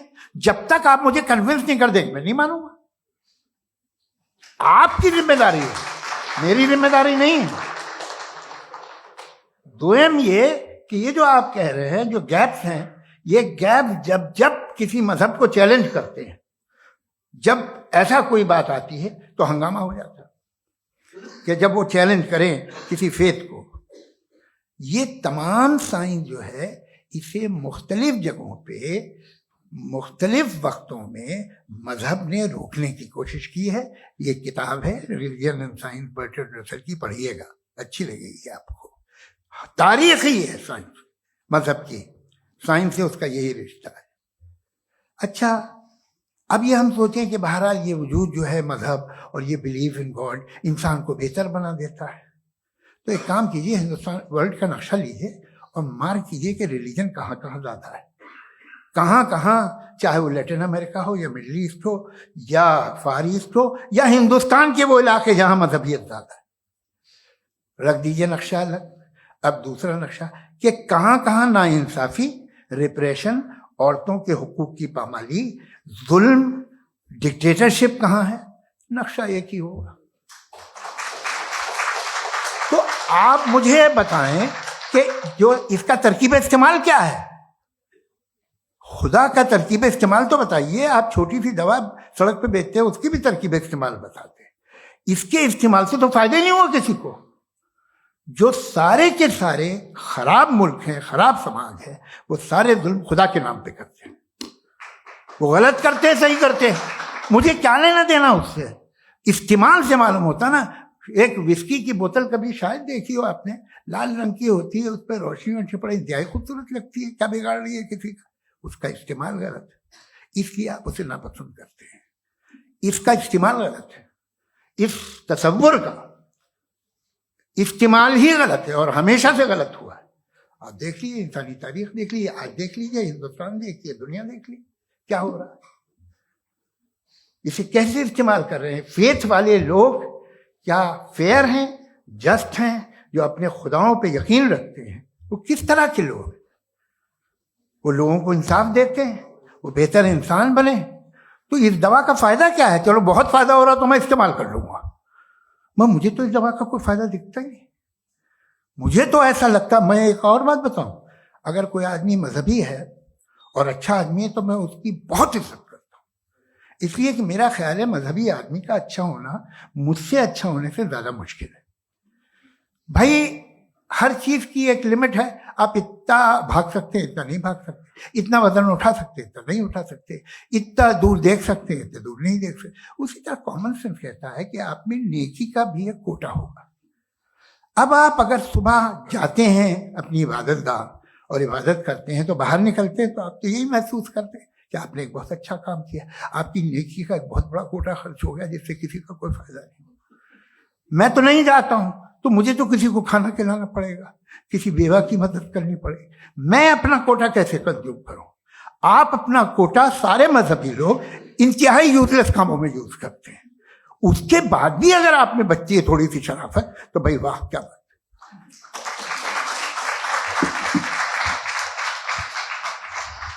एक तो मुझे ये बात बहुत अच्छी लग रही है कि दोनों ही विद्वान समय को मानते हैं और बहुत समय से अपनी दलीलें और बाज दफा समय से पहले अपनी तकरीरें पूरी करके अपनी अपनी कुर्सी पर बैठ रहे हैं। ये इस आर्ग्यूमेंट का राउंड 2 पूरा हुआ। अब रिबटल का राउंड 2 है और उसके बाद क्रॉस एग्जामिनेशन होगा। नहीं, आपका आर्ग्यूमेंट हो गया सर।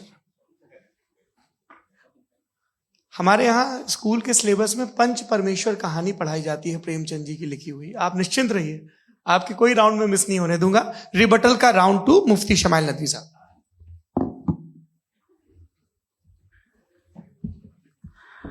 असल में जो हकीकी प्रॉब्लम है, असल प्रॉब्लम है वो ये है कि जावेद साहब के पास कॉन्सेप्ट ऑफ गॉड क्लियर नहीं है। इन्होंने कहा कि कायनात से पहले खुदा तो था, तब भी तो टाइम होगा। ये टाइम कायनात का हिस्सा है। हम खुदा, उस खुदा को मानते हैं, नेसेसरी बीइंग का टाइमलेस होना जरूरी है, चूंकि वो टाइम का क्रिएटर है। जब उसने टाइम को क्रिएट किया तो वो खुद टाइम पे कैसे होगा? उसने जब स्पेस को क्रिएट किया तो खुद स्पेस में कैसे होगा? अगर वो टाइम एंड स्पेस को पहले से ही उसका पाबंद है तो फिर किस चीज को उसने क्रिएट किया? लिहाजा ये सवाल गलत है कि खुदा था तो टाइम होगा। बिल्कुल नहीं, टाइम के पाबंद हम है, खुदा नहीं है। हम फिजिकल वर्ल्ड से ताल्लुक रखते हैं, वो मेटाफिजिकल रियलिटी है। दूसरी चीज इन्होंने मिसाल दी कि चाय की केतली हवा में घूम रही होगी, और पता नहीं शायद वो बर्टन रसेल का उन्होंने हवाला दिया। बहरहाल यही प्रॉब्लम है। प्रॉब्लम यही है कि हम चीजों के दरमियान डिफरेंशिएट नहीं कर पाते। ये जो आपने मिसाल दी ये इमेजिनेशन है, और मैं जो साबित कर रहा हूं वो लॉजिकल नेसेसिटी है। आप इमेजिन करने आए तो कुछ भी करें, जुपिटर में पिंक एलिफेंट होगा, यूनिकॉर्न होगा, करें, उससे कायनात पे क्या फर्क पड़ता है? उससे आप लॉजिकल नेसेसिटी साबित नहीं कर सकते। मैं तो उस प्राइम कॉज की बात कर रहा हूं, उस नेसेसरी बीइंग की बात कर रहा हूं जिसके बगैर इस कायनात का एग्जिस्टेंस मुमकिन नहीं है। दूसरी चीज, मजहब को साइंस चैलेंज करती है वगैरह वगैरह, ये हमारा टॉपिक ही नहीं है। मैं इस पे बात करूंगा तो फिर मेरा वक्त चला जाएगा। मजहब के ऊपर चूंकि हमारी डिस्कशन नहीं है, साइंस को मजहब और बिलखुसूस मैं और हमारा वर्ल्ड व्यू कम अज कम साइंस को पीछे नहीं करता है, साइंटिज्म की मजम्मत करता है। इसकी वजाहत मैंने पहले कर दी। दूसरी चीज इन्होंने कहा वर्ल्ड का नक्शा लीजिए, वर्ल्ड मैप लीजिए, 2 अलग अलग जगह की। हजरत, मैंने ये होमवर्क किया था और मैंने मिडिल ईस्ट का एक नक्शा लिया और यूरोप का एक नक्शा लिया। ये मजहबी इलाका और ये लिबरल और एथीस्ट इलाका। मुझे पता चला कि सबसे ज्यादा रेप केसेस जो हैं वहां पर है।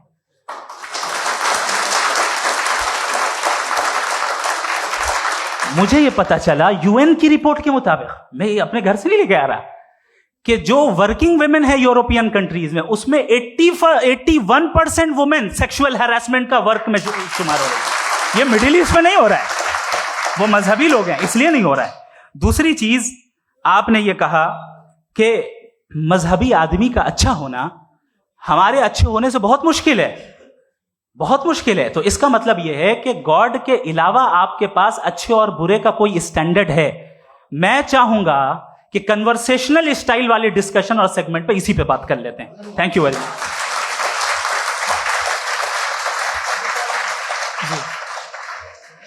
ये रिबटल का राउंड 2 है। आपके पास 5 मिनट का वक्त है और इसके बाद क्रॉस एग्जामिनेशन शुरू करेंगे। आप चाहें तो जो इन्होंने सवाल पूछे उनके जवाब आप रिबटल में भी दे सकते हैं। जी जी, देखिए, पहले तो ये बात कि ये मिसाल गलत नहीं है। गलत है। इन्होंने पहले ही हमको डिसआर्म कर दिया, कह लिया अकल से मामला सॉल्व नहीं हो सकता, लॉजिक से आप पहुंच नहीं सकते, ये एक मेटाफिजिकल चीज है। मेटाफिजिकल अजीब सा लफ्ज है, ठीक से किसी को माने नहीं मालूम इसके, तो ऐसा लगता है कुछ बड़ी चीज है। अरे भाई क्या होता है मेटाफिजिकल, बताओ, खड़ी हो। ये एक लफ्ज है जो कहीं भी इस्तेमाल हो जाता है। जब आप एक बात कर रहे हैं और आप मुझसे बहस कर रहे हैं तो मुझे मेटाफिजिकल मत बताइए, आप लॉजिकली मुझे प्रूफ किए। और अगर लॉजिकली आप नहीं बात करते साहब ये मेटाफिजिकल है, तो फिर हम आप बात क्या कर रहे हैं? मेरा आपका किस जबान में कॉन्वर्सेशन होगा? और ये कहना कि वक्त पहले नहीं था, तो फिर क्यों कहते हैं ये हमेशा से और हमेशा रहेगा? हमेशा वक्त है, तो आप कैसे कहते हैं वो हमेशा से है और हमेशा रहेगा? हमेशा का मतलब है कोई वक्त, अगर वक्त ही नहीं है तो हमेशा कैसे? बाहर वो रहेगा। अब मैं ये देखता हूं, आपने कहा ना कि वहां रेप ज्यादा होते हैं, तो हम एक बात देखते हैं कि दुनिया जिसपे वो कादर मुतलक है, जिसकी मर्जी के बगैर पत्ता भी नहीं हिलता, ओमनीपोटेंट है, ये दुनिया चल कैसे रही है? और इस दुनिया का हाल क्या है?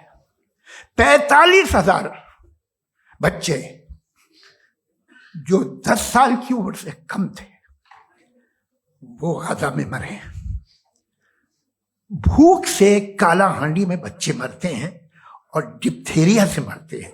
डिप्थेरिया अजीब मर्ज है, गले में जाली बनना शुरू होती है, बच्चा नीला हो जाता है, गरीब का बच्चा, इसलिए कि उपास इलाज।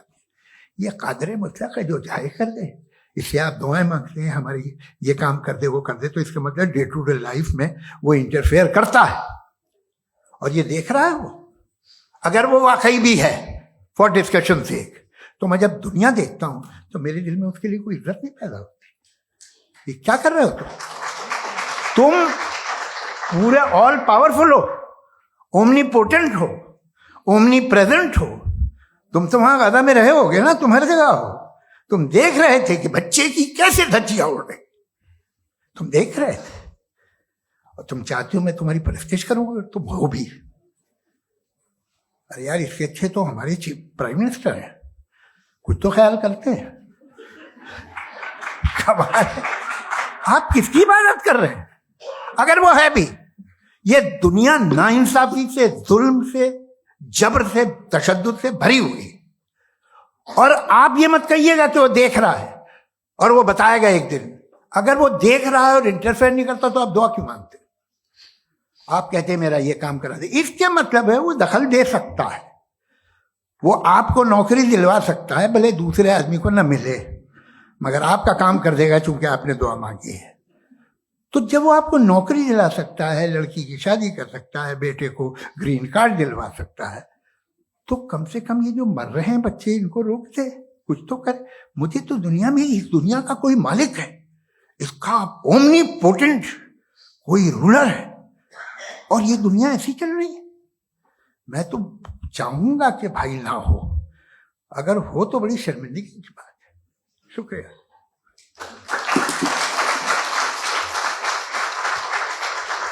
देवियों और सज्जनों, इस बहस के 2 राउंड और 2 रिबटल पूरे हो चुके हैं। अब सबसे जरूरी और सबसे मुश्किल राउंड शुरू हो रहा है, क्रॉस एग्जामिनेशन का। अब इन विद्वानों की सज्जनता की एक परख भी होगी, और वक्त हमने 16 मिनट का तय किया है। पहला सवाल आप पूछना चाहेंगे? जी बिल्कुल। पहले बोले भी आप माइक ले लीजिएगा हाथ में, नीचे से। जी मैं बोलता हूँ, ये डायस हटा सकते हैं क्या हम थोड़ा क्विकली? डायस पीछे कर दीजिए बस थोड़ा सा, ताकि ये जो दाएं बाएं लोग बैठे हैं, इसे हटा ही दीजिए, वरना वहां तो जाने वाले नहीं। आराम से आराम से दोनों तरफ से हटा।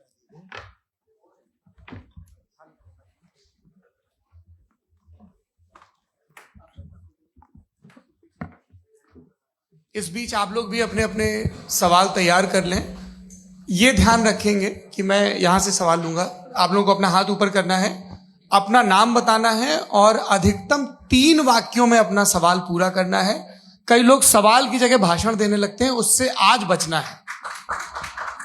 जी मुफ्ती साहब, पहला सवाल आपका, 16 मिनट है, हम दोनों लोगों के सवाल लेंगे। जी जी, बहुत शुक्रिया। आपकी जो अभी बात हुई बहुत अहम थी, मैं इसको चाहूंगा कि आगे डिस्कस करूं, लेकिन चूंकि अभी ये वो सेगमेंट है क्रॉस एग्जामिनेशन, तो सबसे पहला सवाल आपसे ये है कि जो मैं इतनी देर से कॉन्टिंजेंसी आर्ग्यूमेंट आपको बता रहा था, ये अकल से ही बता रहा था हजरत, आप ये बताएं कि आप इन्फिनिट रिग्रेस ऑफ कॉजेस को पॉसिबल मानते हैं या नेसेसरी बीइंग के एग्जिस्टेंस को सही समझते हैं, चूंकि दो ही ऑप्शन हो सकता है, आप ये बताएं। देखिए, आपको मैं ईमानदारी से बात करूं, एक तो मैं कॉन्टिजेंसी वर्ड ठीक से समझता हूं, और इस वक्त भी जो आपने अंग्रेजी के अल्फाज इस्तेमाल किए वो जरा थोड़े से मुझे डिफिकल्ट और कॉम्प्लिकेटेड लगे, तो आप जरा सिंपल जबान में सवाल कर सकते हैं। बिल्कुल कर सकता हूं। जी, यूनिवर्स की हर चीज कॉन्टिंजेंट होने का मतलब यह है कि वो अपने एग्जिस्टेंस में किसी के ऊपर डिपेंडेंट है। जो भी चीज डिपेंडेंट होगी वो चीज इंडिपेंडेंट नहीं हो सकती, तो उसका कोई ना कोई कॉज होगा। तो अब आप क्या समझते हैं कि ये इन्फिनिट रिग्रेस है, यानी कॉज पर कॉज, कॉज पर कॉज, कॉज पर कॉज, और कभी कोई यानी ये एंडलेसली चलता रहा? क्योंकि अगर ऐसा होगा तो हम तो एग्जिस्टेंस में आते ही नहीं, लॉजिकली ये मुत्तफक अलैह चीज है, मुत्तफक अलैह, अग्रीड अपॉन। इस पे हमने एग्री किया था कि मुश्किल शब्द आएगा तो अर्थ बताना पड़ेगा। तो इन्फिनिट रिग्रेस तो पॉसिबल नहीं है, तो कहीं ना कहीं आपको रुकना पड़ेगा ऐसे नेसेसिटी पर। नहीं, कोई जरूरत नहीं रुकने की। किसने कहा आप रुकना पड़ेगा? आप रुकते हैं खुदा पे, आप नहीं रुकते। आप कहते हैं वो हमेशा से, जब उस वक्त से है जब वक्त नहीं था। आप कहाँ रुकते हैं कि अब हुआ था वो? आप नहीं कहते। हम क्यों नहीं मान सकते कि यूनिवर्स जो है और बल्कि मल्टीवर्सेस जो है वो हमेशा से हैं, वो बनती है, बिगड़ती है। एक हमारे यहाँ एक चीज है ब्लैक होल, वो समेट लेता है वापस, फिर ब्लास्ट होता है, फिर फैल जाता है। और इसमें हमारी तो खैर कोई औकात ही नहीं है। इंसान की एक छोटे से जर्रे पे हम 50-60 साल की उम्र रखते हैं, जो करोड़ों अरबों साल की कायनात है उसमें, और पैदा भी निहायत ही बेहुदा वजह से हुए थे। तो इसमें है ये सोचना कि इसकी वजूहात और ये क्यों है, ये डिपेंडेंट है, ये हम देख रहे हैं। क्या मालूम, आप सोचिए कि ये जो फैल रही है कायनात, ये कहाँ फैल रही है, ये कहाँ जा रही है, और ये फैल क्यों रही है? अरे बना ली थी तुमने, रुको भैया, काफी है। ये फैल क्यों रही है? ये और कौन सी कायनात जिसे मैं दूरबीन से देखता हूं तो 2 बिलियन लाइट ईयर पे है, उससे मेरा कोई वास्ता ही नहीं है। 2 बिलियन ईयर यानी अगर मैं 80,000 माइल्स पर सेकेंड से चलूं तो 20 करोड़ साल में वहां पहुंच जाऊंगा। इसकी जरूरत क्या थी? ये दुनिया, ये कायनात तो इंसान अशरफुल मखलूकात के लिए बनाई गई ना। तो ये सब ये टर्म समझ में नहीं आया, इसमें कोई खास समझने वाली बात थी भी नहीं। ये जो अल्टीमेट कहा यह जाता है कि ये जो पूरी यूनिवर्स है, ये जो दुनिया है, ये इंसान के लिए बनाई गई। अच्छा, ये सब इंसान के लिए। क्यों साहब, सही है ना? बिल्कुल, लेकिन इसका ये मतलब नहीं कि किसी चीज के पीछे रीजन आपको नहीं पता तो रीजन नहीं है, इसे कहते हैं नहीं, मुझे नहीं पता, लेकिन मेरी जिम्मेदारी नहीं। वो बिल्कुल सही कहा था उसने, बर्टन रसल ने। आपने उसे मजाक में टाल दिया कि भाई आप एक दावा कर रहे हैं, मैं क्यों कहूं कि ये गलत है दावा? आप प्रूफ कीजिए, मेरे पे जिम्मेदारी ही नहीं है, मैंने थोड़ी कहा है। आप प्रूफ कीजिए कि ये सही है। आप आर्ग्यूमेंट ऑफ कंटिजेंसी का जवाब ही नहीं दे रहे हैं। पूछना चाहेंगे है? आप सवाल पूछना चाहेंगे मुफ्ती साहब से? क्योंकि ये क्रॉस एग्जामिनेशन का दौर है। आप जैसे पहले बोल रहे थे फेथ को लेके कुछ, मैं ये पूछना चाहूंगा कि खुदा ने जो भी रेवल्यूशन किए हैं, एक मजहब के नहीं बहुत से मजहबों में किए हैं, अलग अलग रेवल्यूशन है। कहीं कुछ एक बातें हैं, कॉन्ट्रडिक्शन भी है आपस में, कहीं कुछ आप कर सकते हैं, कहीं कुछ नहीं कर सकते। ऐसा नहीं है कि सबकी कोड ऑफ मॉरल एक है। तो ये किस्सा क्या है? अब आप ये देखिए कि मुझे कभी कभी लगता है कि जो फुटबॉल फाइनल होता है, लाखों लोग होते हैं, फिर वो टीवी कवर कर रही करोड़ों लोग, अगर उसमें खुदा की एक बूमिंग आवाज आ जाती, मैं गॉड हूं, तो सारे लोग अभी सुन लेते और टीवी पे भी सुन लेते, किस्सा खत्म होता। ये इतनी राजदारी क्या है कि तुम सामने कुछ तो सबूत दे दो हमें सॉलिड। ये कह साहब ये यूनिवर्स कैसे बनी, इससे मसला क्या हल होगा? मैं पूछूंगा आपसे खुदा कैसे बना? क्यों नहीं पूछूंगा कैसे बना? बल्कि वो तो कायनात से कहीं ज्यादा इंटेलिजेंट है, कायनात से कहीं ज्यादा कॉम्प्लेक्स। जी वो हमेशा से है। आप कहेंगे मैं मान लूंगा। अच्छा, दोयम वो कादिर मुतलक, यानी कादिर मुतलक का मतलब ओमनीपोटेंट, वो जो चाहे कर सकता है। आपको नौकरी दिलवा सकता है, आपकी अच्छी जगह शादी करवा सकता है, आपके पड़ोसी का मुकदमा हरवा सकता है, आपको जिता सकता है, सब काम करता है। थोड़ा सा माइक क्लोज जी। वो इस दुनिया को चला कैसे रहा है, ये दुनिया कैसे चल रही है, आपको इस पे हैरत नहीं होती? या कयामत के बाद कभी एक जस्टिस होगा, जब ये बच्चा मर चुका होगा, जिसकी धज्जियां उड़ गई बम से, इसको इंसाफ मिलेगा सब। अच्छा, अब जवाब दूं? हाँ दीजिए। मैं वही इसीलिए आप ही की तरफ। सबसे पहले आपने रेवलेशन और स्क्रिप्चर्स की बात की, इस पे मैं बात कर सकता हूं लेकिन आज नहीं करूंगा चूंकि वक्त कम है, कभी और इस पे डिस्कस करेंगे। मैं तैयार हूं उस पे भी बात करने के लिए। ये अभी से राउंड 2 की भूमिका तय हो रही है। डज गॉड एग्जिस्ट राउंड 2 जी। चूंकि आज गॉड के एग्जिस्टेंस पे बात है तो मैं उसी के रिलेटेड जो है आपके सवालात को एंटरटेन भी करूंगा और मैं भी पूछूंगा।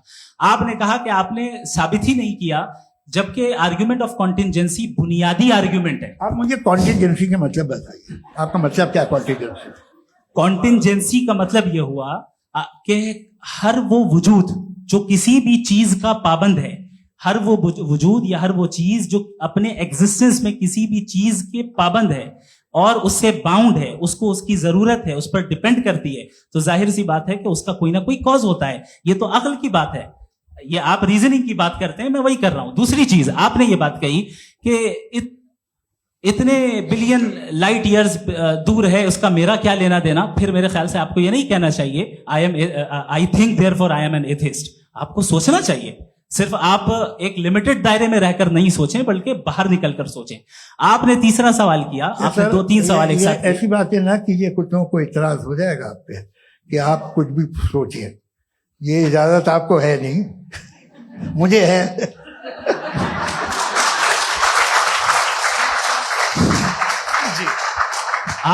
आपने प्रॉब्लम ऑफ इविल के ताल्लुक से सवाल किया और बार बार आप एक लफ्ज रिपीट कर रहे हैं कि ओमनीपोटेंट गॉड है, ऑल पावरफुल गॉड है।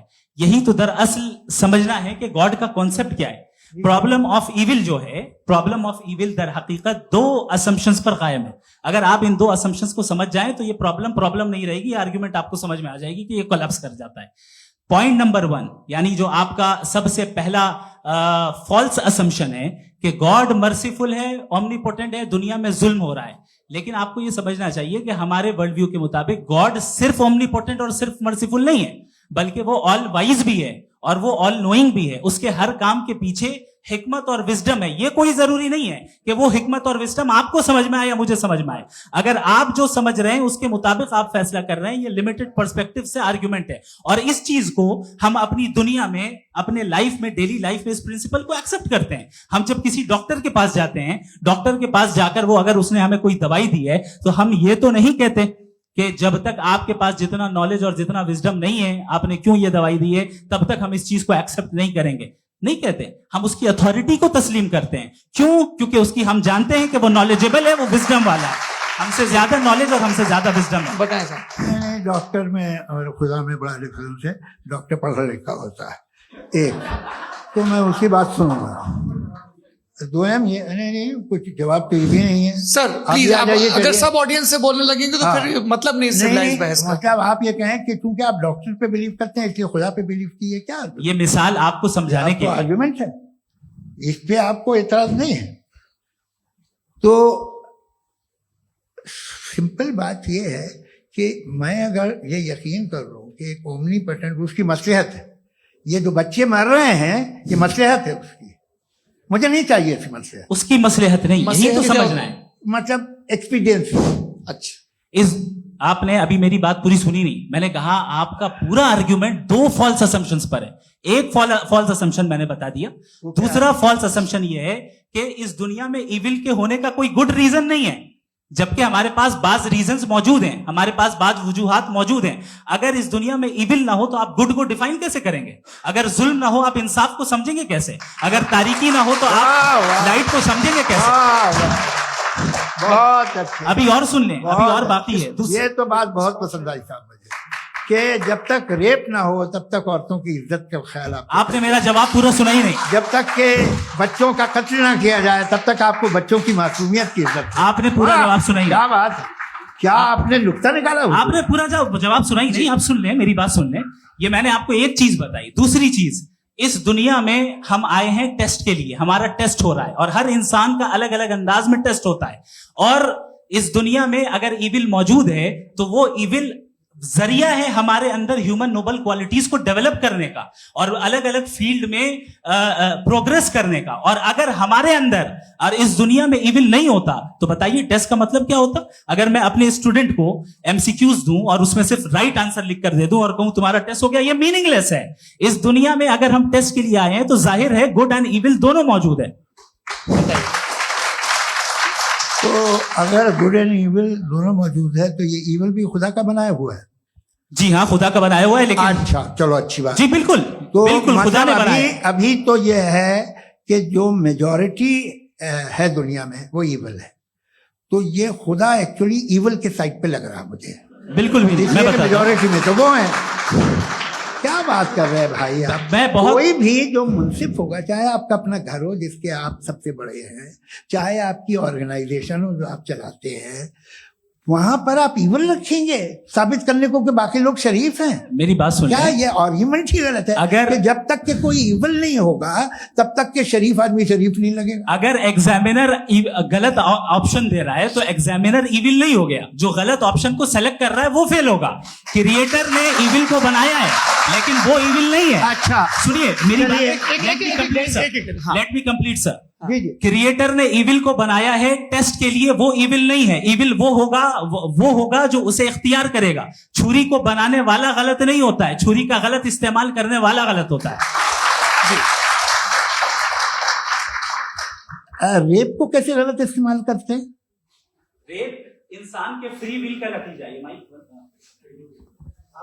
ये रेप कैसे गलत इस्तेमाल होता है? ये मुझे अब सुन ले, अब सुन ले। गलत इस्तेमाल होता हाँ, मैं बता रहा हूँ ना, रेप कैसे गलत इस्तेमाल? मैं बता रहा हूँ जी। कि जो इविल इस दुनिया में मौजूद है उसके कई सारे तरीके हैं। एक तरीका इंसान का अपना फ्री विल है। अब अगर कोई रेपिस्ट रेप कर रहा है तो इसका गॉड का कसूर नहीं है, वो अपने फ्री विल का गलत इस्तेमाल कर रहा है, उसको सजा मिलनी चाहिए। अच्छा। और उसी के लिए जहन्नम बनाई गई है। ये फ्री विल का भी बड़ा चक्कर। आप जब कोई बुरा काम करते हैं या कोई बुराई होती है तो ये कहा जाता है कि ये फ्री विल है। 7 billion free wills are moving on this planet. 7 billion free will. और एक आदमी अपनी फ्री विल से मुझे कत्ल कर दे तो मैं खुदा की मर्जी से मरा हूं कि इसकी फ्री विल की वजह से? मेरी मौत खुदा के हाथ है या ये फ्री विल वाले के हाथ है? खुदा ने फ्री विल का निजाम बनाया है और उस निजाम का गलत इस्तेमाल करके कोई आपको ये मार रहा गलत है, इस्तेमाल करके मेरा कत्ल कर देता है। अब मेरी मौत का जिम्मेदार कौन है? वो इंसान जिम्मेदार है। वो इंसान। जी। तो ये कहना कि और उसको खुदा ही उसको जिंदगी उसको देता सजा है, मिलेगी। तो अब आप आगे चलिए कि ये तय करना कि अल्लाह ही या खुदा, सॉरी अल्लाह ने, खुदा ही जिंदगी देता है, खुदा ही मौत देता है, ये गलत है। बिल्कुल गलत नहीं है। हाँ नहीं निजाम उसी ने बनाया फ्री विल का। निजाम मौत और हयात का उसी ने बनाया। You are contradicting yourself. अभी आपने कहा कि एक आदमी ने फ्री विल से आपको मार दिया, इसमें उसे फ्री विल दी गई थी, उसने गलत इस्तेमाल किया। 7 billion free wills are moving on this planet और आप चाह रहे हैं कि मैं सिर्फ खुदा का ध्यान करूं। ये 7 बिलियन फ्री विल्स को मुझे लुक आफ्टर करना पड़ेगा कि नहीं? ये तो तबाहियां कर रही हैं और तबाहियां ज्यादा हो रही हैं। बिल्कुल। तो अगर आप बताएं अगर खुदा नहीं है फॉर एग्जाम्पल, हाँ। तो आप इविल को कैसे डिसाइड करेंगे? यानी how can you define evil objectively without God? देखिए दुनिया में 2 तरह के जानवर हैं। एक जो अकेले रहते हैं जंगल में और एक जो ग्रुप्स में रहते हैं। ग्रुप में जो भी रहेगा, चाहे वो आपका फाउंडेशन हो, चाहे कोई क्लब हो, चाहे कोई पॉलिटिकल पार्टी हो, चाहे कोई यूनिट हो, उसमें आपको इंटरैक्ट करने के रूल बनाने पड़ेंगे। यानी लोग तय करेंगे। लोग तय अगर लोगों ने ये तय किया कि किसी का रेप करना सही है, आप जस्टिफाई करेंगे? लोग आपका फाउंडेशन तो ये हो गया ना कि लोग इविल डिसाइड करेंगे। नहीं। अरे दुनिया में ऐसे ग्रुप्स हैं जो रेप को जायज मानते हैं सर्टेन हालात में। मैं डिटेल में नहीं जानूंगा, आप भी जानते हैं।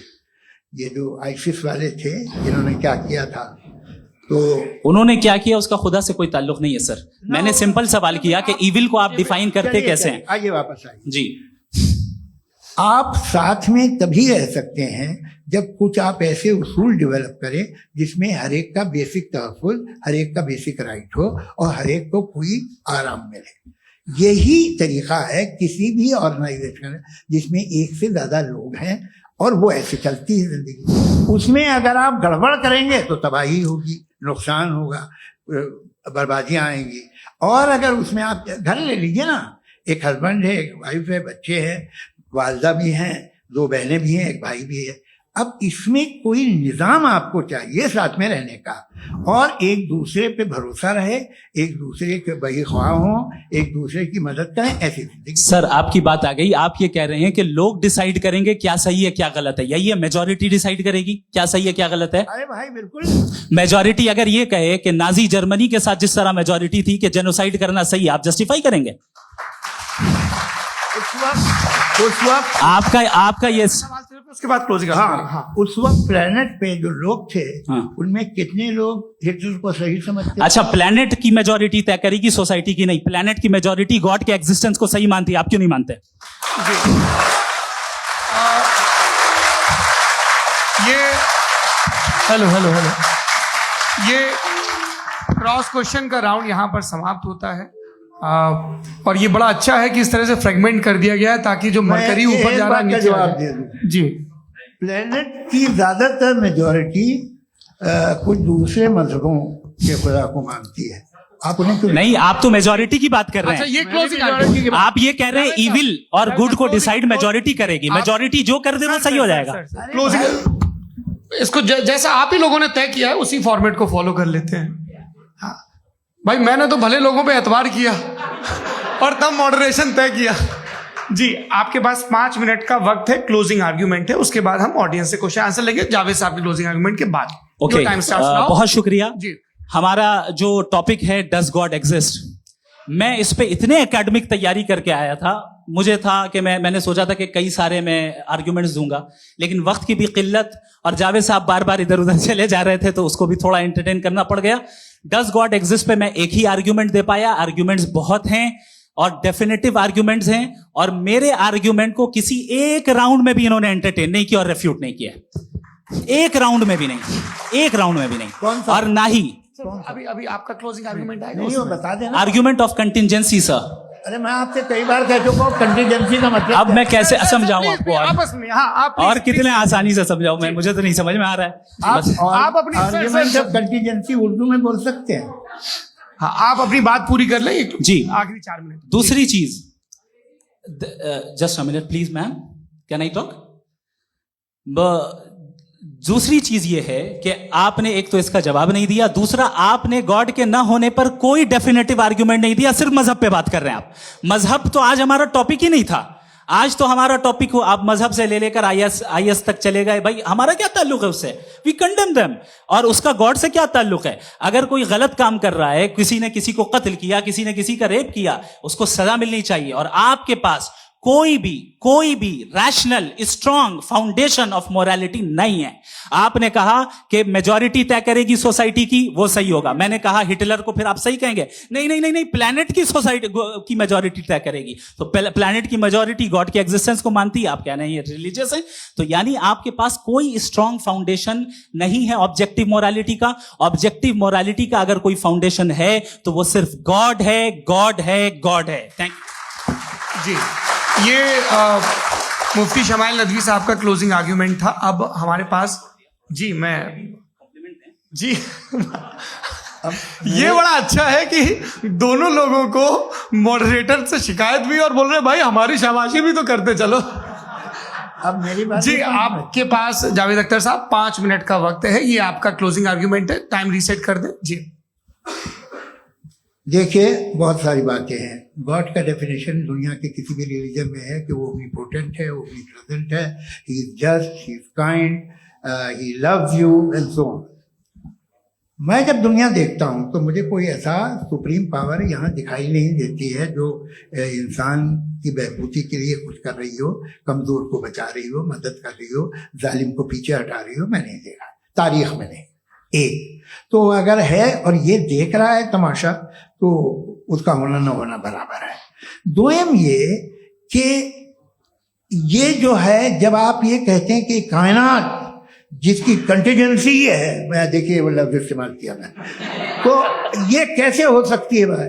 और फौरन आप सरेंडर कर देते हैं कि जाहिर है कि इसका बनाने वाला तो इससे 10,000 गुना था तो कॉम्प्लिकेटेड होगा, उस पर आपके होने पे कोई इतराज नहीं है। उसे वो टाइमलेस है, वो पहले से था, टाइम तो बहुत बाद में आया, ये सब आप मानने को तैयार है, जिसका आपके पास कोई सबूत नहीं, आपके पास कोई रीजन नहीं है। आपकी तारीख क्या है मजहबों की, बिलीफ की, जो खुदाओं का बिलीफ है, ये कॉन्स्टेंटली गलत साबित होता रहा है। मतलब आप कहें कि अरिस्टोटल के जमाने में तो सब जाहिल थे, वो भी इतने ही यकीन से खुदा पे यकीन रखते थे, जो अब नहीं रहा, ये भी नहीं रहेगा, आप लिख लीजिए। और इसके आसार आपको दुनिया में दिखाई देना शुरू हो चुके हैं। ये बहस क्या आज से 100 साल पहले इस तरह हो सकती थी? यहां तक तो आपको हम ले आए हैं। तो सर अरे इनको मदद की जरूरत नहीं भाई, ये सेल्फ सफिशिएंट आदमी है, आप क्यों इनकी मदद कर रहे हैं? Sir please. तो ये जो है तमाम बातें अपनी जगह हैं, ये एक पैकेज है। आप अकेले, कोई आदमी ऐसा नहीं जो सिर्फ गॉड को मानता हो, उसके साथ बहुत पैराफर्नेलिया आता है, अलग अलग पैराफर्नेलिया आते हैं। They have always created chaos in the society. मैं तो आपको सीधा ऑफर देता हूं कि दुनिया में 10 इंपॉर्टेंट बिलीव्स है, आप एक मानते हैं, 9 नहीं मानते, 9 में आप एथीस्ट हैं, 9 को आप बिल्कुल रीजनेबली मेरी तरह देखते हैं। तो 90 मजहबी आदमी भी 90% एथीस्ट है, वो दूसरे खुदा नहीं मानता, एक खुदा मानता है अपना वाला, बाकियों को कहता है गलत है। अगर आप मानना ही बंद कर दे तो आपका 10% चांस है कि आप सही हैं और 90% चांस है कि आप गलत हैं। मेरा मशवरा है, आप मानना छोड़ दिए तो 50% चांस होगा कि आप सही हैं और 50% चांस होगा, 40% आप गेन करेंगे बाय बिकमिंग एन एथीस्ट।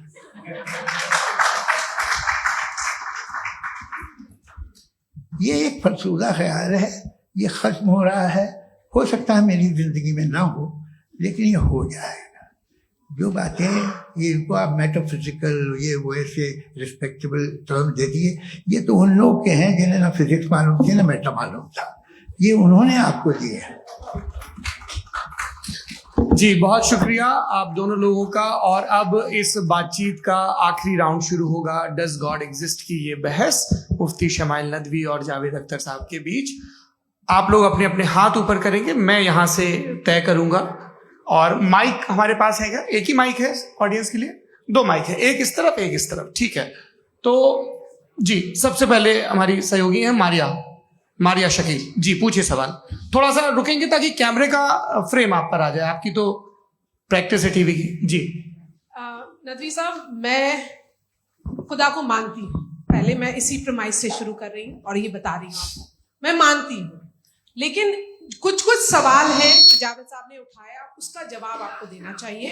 पहला सवाल ये कि गजा में सालों से छोटे बच्चे मर रहे हैं, वो उनको, अगर खुदा मर्सीफुल है, हम मानते हैं कि अल्लाह ताला में बहुत ताकत है, तो वो बच्चे क्यों मर रहे हैं? दूसरी बात ये कि अगर कंटिजेंसी की जो आप बात करते हैं, पूरे मुस्लिम ममालिक मिल करके भी उन गजा के बच्चों को क्यों नहीं बचा पा रहे हैं? क्योंकि अगर वो चाहते, क्योंकि अल्लाह ताला उन पर हुकूमत करते हैं, सब पर हुकूमत करते हैं, तो वो उनको क्यों नहीं बचा? जी थैंक यू वेरी मच। बहुत अच्छा किया आपने इस चीज को जिक्र कर दिया, मैं इसको और अच्छे से एक्सप्लेन करने की कोशिश करता हूं। देखें, जहां तक आपने कहा कि गजा के बच्चों को मारा जा रहा है, देखिए 2 वर्ल्ड व्यू है, एक एथीस्टिक वर्ल्ड व्यू, एक थीस्टिक वर्ल्ड व्यू है। बच्चे मर रहे हैं दोनों वर्ल्ड व्यू में, लेकिन हमारा वर्ल्ड व्यू कह रहा है कि रिकॉम्पेंस है, ये कह रहे हैं कि उनका मरना बेकार जाने वाला है, कोई उसका रिकॉम्पेंस नहीं है, चूंकि इनके यहां आखिरत और अल्लाह का कोई तसव्वुर या गॉड का कोई तसव्वुर नहीं है। आपने ये सवाल किया कि गॉड मर्सीफुल है, क्यों नहीं रोकता? ये मैंने बताया कि ये मिसकंसेप्शन है लोगों के दरमियान कि गॉड को सिर्फ मर्सीफुल और ओमनीपोटेंट समझते हैं। गॉड के सिर्फ यही 2 एट्रीब्यूट्स नहीं है, गॉड के कई सारे एट्रीब्यूट्स हैं, उनमें से अल हकीम भी है, उनमें से ऑल वाइज भी है, ऑल नोइंग भी है। लिहाजा अगर इस दुनिया में किसी को तकलीफ आ रही है और गॉड उसको नहीं रोक रहा है, वो इसलिए नहीं रोक रहा है चूंकि इंसानों को फ्री विल दिया गया है।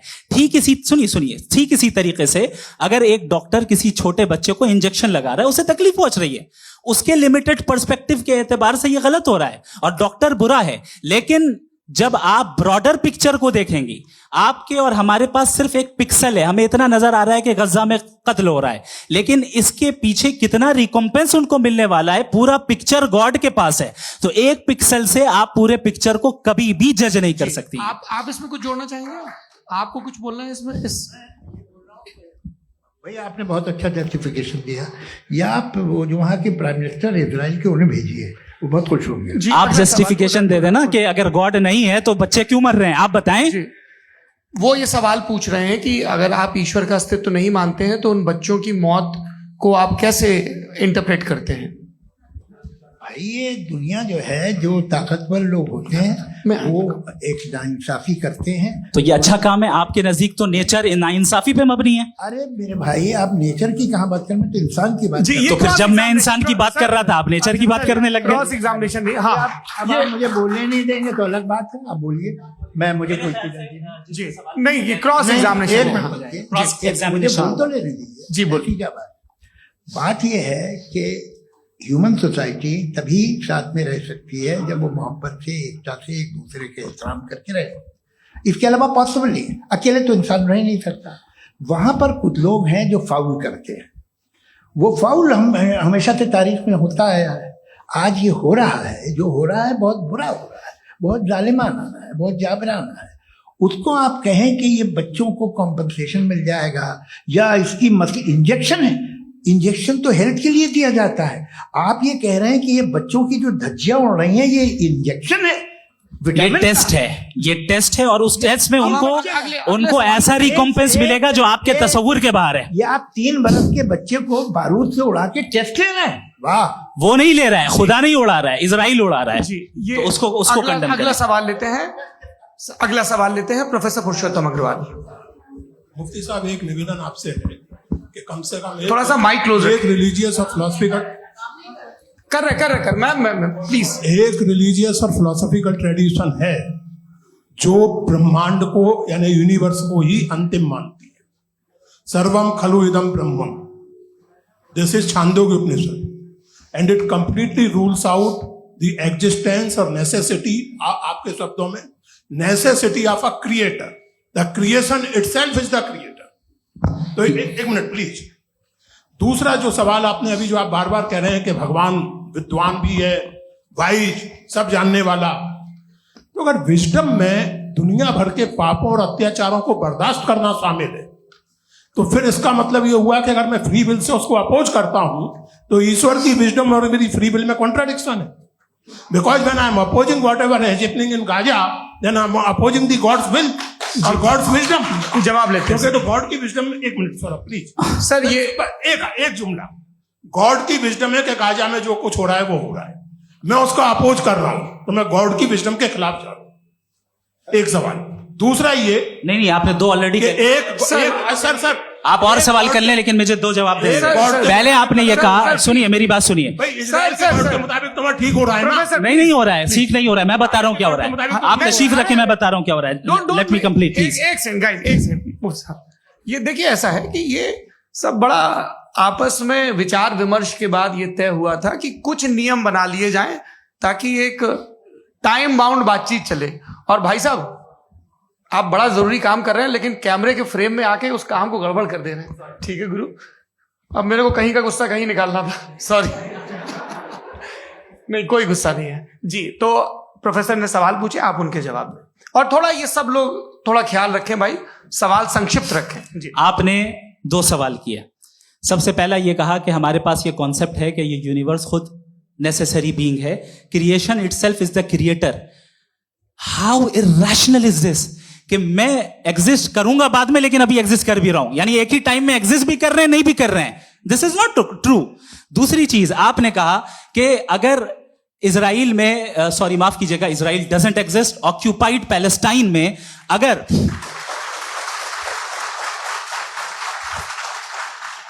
ऑक्यूपाइड पैलेस्टाइन में बच्चों को मारा जा रहा है फ्री विल की वजह से और गॉड नहीं रोक रहा, ये कॉन्ट्रडिक्शन है। ये बताइए कि एक एग्जाम में एक बच्चा गलत आंसर लिख रहा है, सुनिए, एग्जामिनर चाहे तो रोक सकता है, क्यों नहीं रोक रहा है?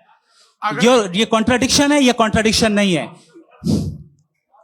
माइक नहीं सर, ये आपस में जी, ये क्या आपका सवाल? माइक दीजिए। फ्री विल दिया गया है टेस्ट के लिए, अकाउंटेबिलिटी के लिए। अगर फ्री विल नहीं होता तो आप कहते हैं हमें रोबोट बना दिया गया। नॉट मिसरिप्रेजेंट माय पोजीशन, आपकी जो भी पोजीशन, मैं अपनी फ्री विल के नाते, अपने ह्यूमन विजडम के नाते गाजा में हो रही अत्याचार का विरोध करता हूं। बिल्कुल करना चाहिए। के हिसाब से मैं गॉड की विजडम का विरोध कर रहा हूं? बिल्कुल नहीं, समाज हो रहा है गॉड की, बिल्कुल भी नहीं, बिल्कुल भी नहीं। उसका वहां पर गाजा में कत्ल होना ये इंसानों के गलत इस्तेमाल का नतीजा है, फ्री विल के इस्तेमाल का नतीजा है। गॉड इसका हुक्म नहीं देता, उससे रोकता है। यही तो मसला है ना, आपके लिए कॉन्सेप्ट क्लियर? नहीं भाई, आपने तो बताया था इंजेक्शन लगाने से बच्चे को तकलीफ होती है, ये इंजेक्शन लगा। सर आप ऐसे रेटोरिक स्टेटमेंट दे तब तो कोई मसला नहीं समझते रहेंगे। This is a rhetoric statement, this is not a logical argument sir. I am sorry. आखिरी 30 मिनट बड़े मुश्किल होने वाले हैं। जी, मुफ्ती साहब आगे बैठे हैं, इनको माइक दीजिए। हाँ, तरुण माइक आप अपने पास रखिए, आपको कैमरे का फ्रेम पता है जी। सबसे पहले दोनों को मुबारकबाद। एक सर अपना आप नाम बता दें। आप अमेरिका में शिकागो में रहते हैं, इतना मुझे याद है। बताया आप, यासिर नदीम अलवाजदी मेरा नाम है। जावेद सर, आपसे एक क्वेश्चन है इन्फिनिट रिग्रेस के ताल्लुक से। एक हाइपोथेटिकल सिनेरियो है, मसलन अगर आप सर माइक थोड़ा सा प्लीज क्लोज रखिए। ओके जी। अगर आप शायर इसलिए हैं कि आपके कोई उस्ताद शायर थे, और वो इसलिए शायर थे कि उनके कोई उस्ताद शायर थे, और इसी तरीके से हम माजी में पीछे चलते चलते चले जाएं और कहीं ना रुके, तो माफ कीजिएगा आप कभी शायर नहीं हो सकते। लेकिन आप शायर हैं, आपका शायर एग्जिस्ट करता है, इसका मतलब यह है कि आप कहीं ना कहीं रुके हैं। तो मेरा सवाल यह है कि क्या आप इन्फिनिट रिग्रेस ऑफ कॉजेस को लॉजिकल फैलेसी मानते हैं या नहीं मानते? हाँ या ना? मैं इन्हें लॉजिकल फैलेसी नहीं मानता हूँ, लेकिन मेरा प्रॉब्लम यह है कि जब मैं नहीं मानता हूं तो I will continue with this logic जो फैलेसी नहीं हो। आप एक जगह रुक जाते हैं जाके, आप कहते हैं ये गेंद कैसे बनी, ये जजीरा कैसे बना, ये समंदर कैसे बना, ये जमीन कैसे बनी, और अचानक गॉड पे जाके आपको ब्रेक लग जाता है। एक बार आप सवाल नहीं करते कि भाई इनको बनाने वाला तो इनसे भी कॉम्प्लिकेटेड होगा, वो कैसे बना, उसके बारे में आपने इत्मीनान कर लिया वो हमेशा से। तो अगर आप उसे हमेशा से मानते हैं तो फिर ये मान लीजिए कि कायनात हमेशा से, क्या तकलीफ हम वजूद में नहीं आते जी है? हम मौजूद नहीं। अच्छा सर क्यों नहीं होता? मैं बताऊं प्लीज। मैंने मिसाल दी आपके शेर, आपका शेर कभी वजूद में ना आता अगर शायर इसी तरह चलते रहता हमेशा। जी माइक मेरे ख्याल से एक सेकंड। इन्फिनिट रिग्रेस का कॉन्सेप्ट क्लियर नहीं हो पाया। ऐसा रहने दें, लेट्स मूव ऑन। ठीक है। हाँ, थोड़ा सा मॉडरेटर का भी ख्याल रखें। नहीं आपने तो रखा है, आपने रखा है। यहाँ पे गौहर रजा साहब हैं, वो भी एक सवाल पूछना चाहते हैं। माइक यार नीचे से ऑन कर दिए नीचे। पहले तो ये कह दूं कि मैं उन बच्चों से शर्मिंदा हूं जिनको गजा में कत्ल किया गया, क्योंकि हमारे होते हुए कत्ल किया गया। लेकिन उससे ज्यादा शर्मिंदगी इस बात से हुई कि मुझे लगा कि मुफ्ती साहब उसको जस्टिफाई कर रहे हैं। बिल्कुल भी नहीं, आप बहुत ही गलत। मुझे लगा मैं गलत हो सकता हूं। बिल्कुल गलत मैं है। सवाल पूछ रहा हूं। सवाल मैं देखिए, सवाल अगर पूछ रहा हूं। एक मैं जावेद भाई से डिसएग्री करता हूं। एक सेकंड देखिए, अगर देखिए ऐसा एक सेकंड आप सर वेट अरे आप कुछ मेरे पहले मुझे अपनी बात कह लेने दीजिए। अगर ऑडियंस तय करेगी तो फिर मॉडरेटर का मतलब नहीं। मेरा आप सबसे ये कहना है, ये बहस दो लोगों के बीच में है, एक तरफ मुफ्ती साहब, एक तरफ जावेद साहब। पिछले 1.5 घंटे से ये लोग अपने अपने तर्क रख रहे हैं। आपकी इनसे इत्तेफाकी हो सकती है, ना इत्तेफाकी हो सकती है। मेरे उस्ताद मुझे सिखा गए हैं कि मुखामुखम में असहमति की गुंजाइश बची रहनी चाहिए। अगर मैं आपकी बहुत इज्जत करता हूं गौहर साहब, आपने जो कमाल की किताबें लिखी, साइंटिफिक टेम्परामेंट, लेकिन मेरी ये गुजारिश है आप सबसे कि यदि आप इन लोगों ने जो बोला उन पर टिप्पणियां करेंगे तो ना वक्त की पाबंदी रहेगी ना वो अनुशासन। आप सवाल पूछ लें, उस सवाल में जो बात आ जाए वो आ जाए। मैं जावेद साहब से डिसएग्री करता हूं, इसलिए जावेद साहब से सवाल पूछ रहा हूं। आपका सवाल जावेद अख्तर साहब से। और सवाल यह है मेरा कि जावेद साहब ने कई बार लॉजिक का इस्तेमाल किया कि साइंस में लॉजिक है और रिलीजन में लॉजिक नहीं है। मेरा ख्याल यह है कि रिलीजन में भी लॉजिक है, लेकिन उस लॉजिक की बेसिस ये है कि आप रुक जाते हैं, जिसका जिक्र जावेद साहब ने बार बार किया, यानी खुदा के तसव्वुर पे आते हुए, गॉड के तसव्वुर पे आते हुए रुक जाते हैं। और इसमें सवाल पूछना मतलब फॉरबिडन होता है। सवाल यह है कि क्या जावेद साहब इससे एग्री करते हैं कि साइंस की लॉजिक अलग है और रिलीजन की लॉजिक अलग है? बताइए सर। देखिए, 3 चीजें हैं। साइंस है, एक है मंतिक है, इस्तिदलाल है, और एक जो है कुछ भी नहीं है, फेथ है, अकीदा है। मैं अकीदे की लॉजिक का कायल नहीं हूं। मुझे आप इस्तिदलाल से, लॉजिक से, रीजन से समझाइए, मैं मानने को तैयार हूं, मेरा क्या नुकसान होगा। लेकिन ये कि अकीदे पे मैं नहीं जा सकता हूं। अकीदे का मतलब है कि तुम ये मान लो, सवाल ना करो, ये नहीं। आप सारी बातें करके, बड़ी साइंटिफिक बातें करके एक जगह जाके खुदा के हुदूद पे रुक जाते हैं, सरेंडर कर देते हैं। मैं सरेंडर करने को तैयार नहीं। That's all. जी, ये आगे सर बैठे हुए हैं, इनको माइक दीजिए। भाई वो आप पूछना चाह रहे थे ना भाई? हाँ, नहीं मैं ये थैंक यू जी, आपका नाम? आसिम इफ्तिखार। आसिम जी, पूछिए। सर, जावेद सर से सवाल है कि आपने अपने माइक थोड़ा करीब रखिए। अपने क्लोजिंग स्टेटमेंट में ये बात कही थी कि मजहब का जो फ्यूचर है वो ज़्यादा दिन नहीं जाने वाला है, लेकिन मैं देख पा रहा हूँ कि जो ऑक्सफोर्ड यूनिवर्सिटी की एक स्टडी है 2011 में हुई है, जिसके 50 एकेडमिशियंस ने इसको अंजाम दिया था, उसमें वो ये कहते हैं कि जो फेथ इन गॉड है वो इनबिल्ट है ह्यूमन नेचर के अंदर, जिसको हम कहते हैं फितरत के अंदर शामिल है वो। और वो ये कहते हैं कि अगर कोई ये समझता है कि मजहब को वो ख़त्म कर देगा तो ये उसकी गलत फहमी है। तो आप इसके बारे में, इस स्टडीज के बारे में क्या कहते हैं? ठीक है, मैं उनसे एग्री नहीं करता हूँ। वो कौन से प्रोफेसर होंगे? ऐसा उनके क्या पास डेटा है, इन्होंने डेटा के बेस होगा। डेटा क्या हो सकता है? फ्यूचर का डेटा तो नहीं हो सकता ना उनके पास, प्रेजेंट का डेटा हो सकता है। डेटा आपने सुना 100 साल पहले का बाद का डेटा? मैंने तो नहीं सुना आज तक। तो आज उनकी ये राय है और हो भी रहा है, ठीक है। दुनिया में तरह तरह की राय है लोग, लेकिन मैं समझता हूँ कि वक्त के साथ इंसान ज़्यादा से ज़्यादा रीजनेबल और लॉजिकल होता जा रहा है। आज आप देखिए वेस्टर्न यूरोप में क्या परसेंटेज है नॉन बिलीवर्स की, बहुत हाई। वहाँ चर्च खाली पड़े होते हैं। तो अल्टीमेटली तो इंसान कोई ऐसी बात बहुत अरसे तक नहीं मान सकेगा, चाहे गलत या सही, जो उसे, उसके दिमाग को, उसके जहन को, उसकी लॉजिक को अपील ना करे। वो कह रहे हैं तो ऑक्सफोर्ड के होंगे तो कैम्ब्रिज के होंगे, तो मुझे क्या लेना देना। उनका डेटा मुस्तकबिल का नहीं हो सकता है। जी। दीपक, हाँ पूछिए। मैं आऊंगा, अभी पीछे की साइड भी आऊंगा, माइक वहीं भेजूंगा 2-3 साल के लिए। जी जावेद साहब, आपसे सवाल है। नमस्ते। अरे भाई, सर, अगर आप ही लोग को तय करना है तो फिर 200 लोग तय कर लें। ये एक साहब पूछ नहीं रहे सर, हैं। Please don't do this sir. Sir, everybody has a right sir, but we can only take Okay. Selected questions. No no sir, अरे ये भाई, यंग लोग भी आराम हैं से। तो इनकी ये एक अब बात उतने सुनिए। यंग, भाई आप यंग हैं कि नहीं हैं? एक मिनट, वो कह रहे हैं वो भी आइए, यंग हैं साहब। पूछ रहे हैं भाई। आप उनकी नौजवानी पर दावा उनको ही करने थे। हाँ मुफ्ती साहब, आप यंग, हाँ पूछिए। अरे भैया, जी सर, मेरा सवाल ये है। कुछ इनसे भी तो पूछो। जी हाँ। नहीं, बस आपसे एक सवाल है। जैसे थीस्टों के पास, अपने जो ईश्वर को मानते हैं उनके पास अपने सोशल गेट टुगेदर्स हैं। 5 रोजा क्रिसमस आने वाला है, होली है, दिवाली है, ईद है। एथिस्ट क्या ऑफर कर रहे हैं? मतलब मैं इनकी दुकान से बुरमा आना चाहता हूँ उस तरफ, पर मैं अट्रैक्ट नहीं हो पा रहा हूँ। मैं सोशल गेट टुगेदर्स क्या है आपके पास? वो ये कह रहे हैं कि जो धार्मिक लोग हैं, अलग अलग धर्म के लोग, उनके उत्सव त्योहार, कॉन्ग्रेगेशन बहुत हैं। अब आपको मैं एक सुनाता हूँ, यहाँ हिस्टोरियन भी बैठे हैं। मृदुला जी, आप बताइएगा सही है क्या? ये एक कॉन्स्टेंटाइन, एक ग्रीक रोमन बादशाह था, जो क्रिश्चियनिटी आने के 400 साल बाद उसने डिसाइड किया कि मैं क्रिश्चियन हो जाऊंगा, मेरी पूरी स्टेट कैंसिल हो जाएगी। उस जमाने में ऐसे ही होता था, राजा जो धर्म इख्तियार करता था वो जनता भी कर लेती थी, इसलिए कि वो हो गया था बैंकरप्ट।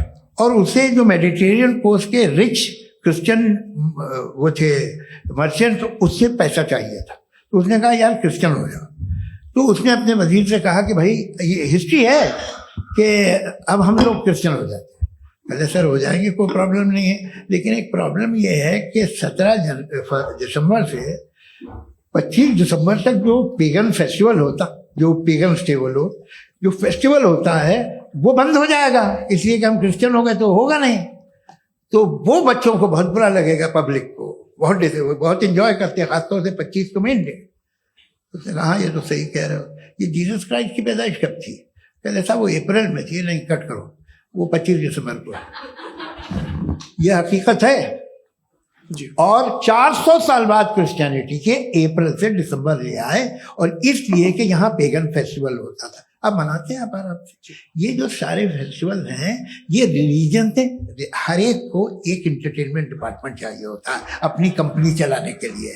तो ये रिलीजन ने, ये सेकुलर त्योहार थे जिन्हें रिलीजन्स ने ले लिया है। ये मौसम के थे, फसलों के थे, किसानों के थे, उसको आपने लेके रिलीजियस रंग दे दिया। ये कोई रिलीजन से थोड़ी आए आप। अच्छा हमें देखिए, हम तो मुल्द हैं, हम ईद मनाते हैं, हम दिवाली मनाते हैं, हम होली मनाते हैं, हम क्रिसमस मनाते हैं। बम्बई की फिल्म इंडस्ट्री की सबसे बड़ी होली हमारे घर में, सबसे बड़ी ईद हमारे घर में। वो हमारे सोशल वो है, हमारे हेरिटेज है। ऐसा थोड़ी है कि we will throw the baby along with the water. ये तो अच्छी चीज है, इन्हें रखो, जो बेकार है फेंक दो। जी हाँ। हेलो जी, मेरा सवाल नादवी जी से है। जैसा कि आपने बोला कि गॉड टाइम के भी परे है, और गॉड इतनी कॉम्प्लेक्स चीज है कि उसे ह्यूमन माइंड समझ नहीं सकता, और गॉड ने अर्थ पे फ्री विल भी दे दी है।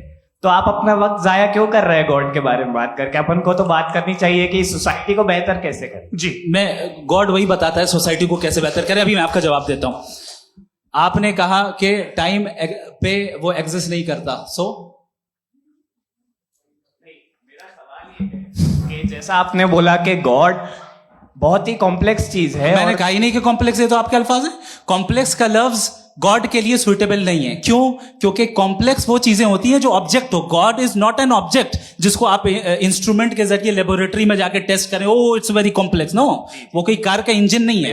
मेरा वो सवाल फिलोसॉफिकली नेसेसरी बीइंग ऐसी बीइंग है जो सिंपल बीइंग है। हाँ, आप उसको मुकम्मल तौर पे उसकी तमाम हिकमतों को जान ले और हर चीज को जान ले, ये पॉसिबल नहीं है, क्योंकि वो ऑल वाइज है, आप ऑल वाइज नहीं है, और वो खुदा है, वो आपको सारी चीजें बता दे, ये जरूरी नहीं।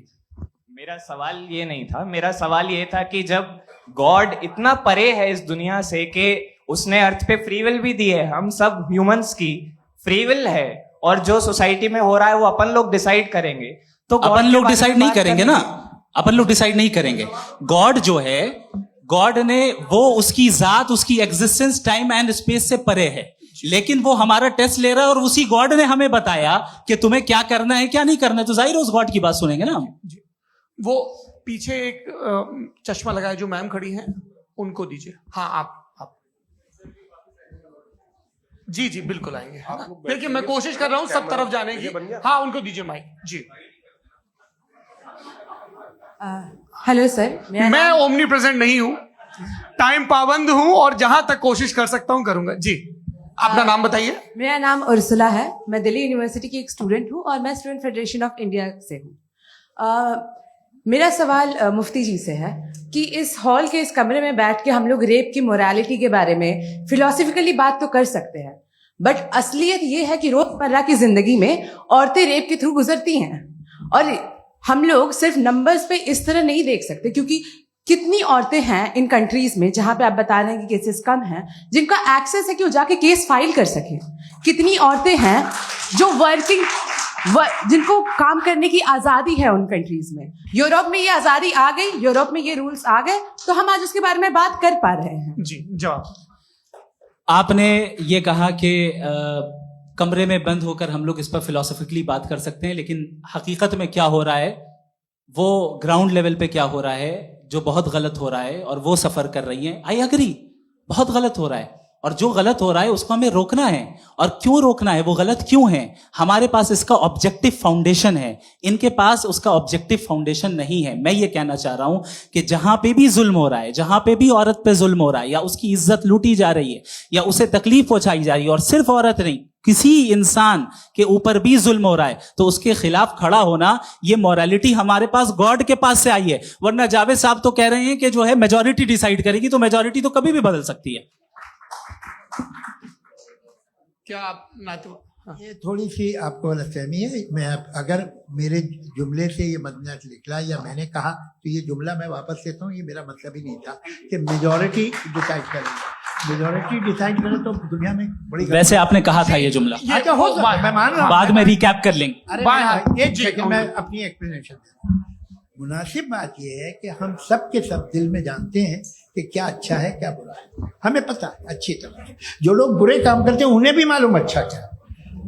यही तो सवाल था हजरत सर, कि फिर सर। ये मोरालिटी आई कहाँ से? क्रॉस एग्जामिनेशन, हाँ जी हाँ जी। मोरालिटी साथ रहने की डिजायर से आई। यानी साथ रहकर जो कुछ कह दे, जो कुछ कर दे, वो हो जाएगा? नहीं नहीं, तो आप कायदे से रह ही कर सकते हैं जब तक लोगों में मोरालिटी हो, वरना आप क्यास हो जाएगा। ये आपको कैसे पता? जी हमने देखा ना जहां मोरालिटी का क्यास हो गया, हम देखते हैं कहाँ पे देख भाई तो दुनिया में। आप जो ये- कह रहे हैं आप एक अभी कहीं मैं पे आप अगर लोगों गलत को हो रहा है इस बहस तो के उसको बाद आप मैं आप गलत लोगों देखिए। को आप क्या- सर, मुफ्ती आप साहब, मैं- एपिस्टेमोलॉजी मुफ्ती की बात साहब, कर रहे हैं, मैं ऑन्टोलॉजी अरे की बात मुफ्ती कर रहा साहब, मैं इस हूँ। बहस के फाउंडेशन बाद क्या आप है? दोनों लोगों को चाय पे फाउंडेशन होस्ट करूंगा, वहां पे क्रॉस एग्जामिनेशन कर लीजिएगा। अभी ऑडियंस का हक मार रहे हैं आप लोग भाई। सर जस्ट लोग हैं आप लोग।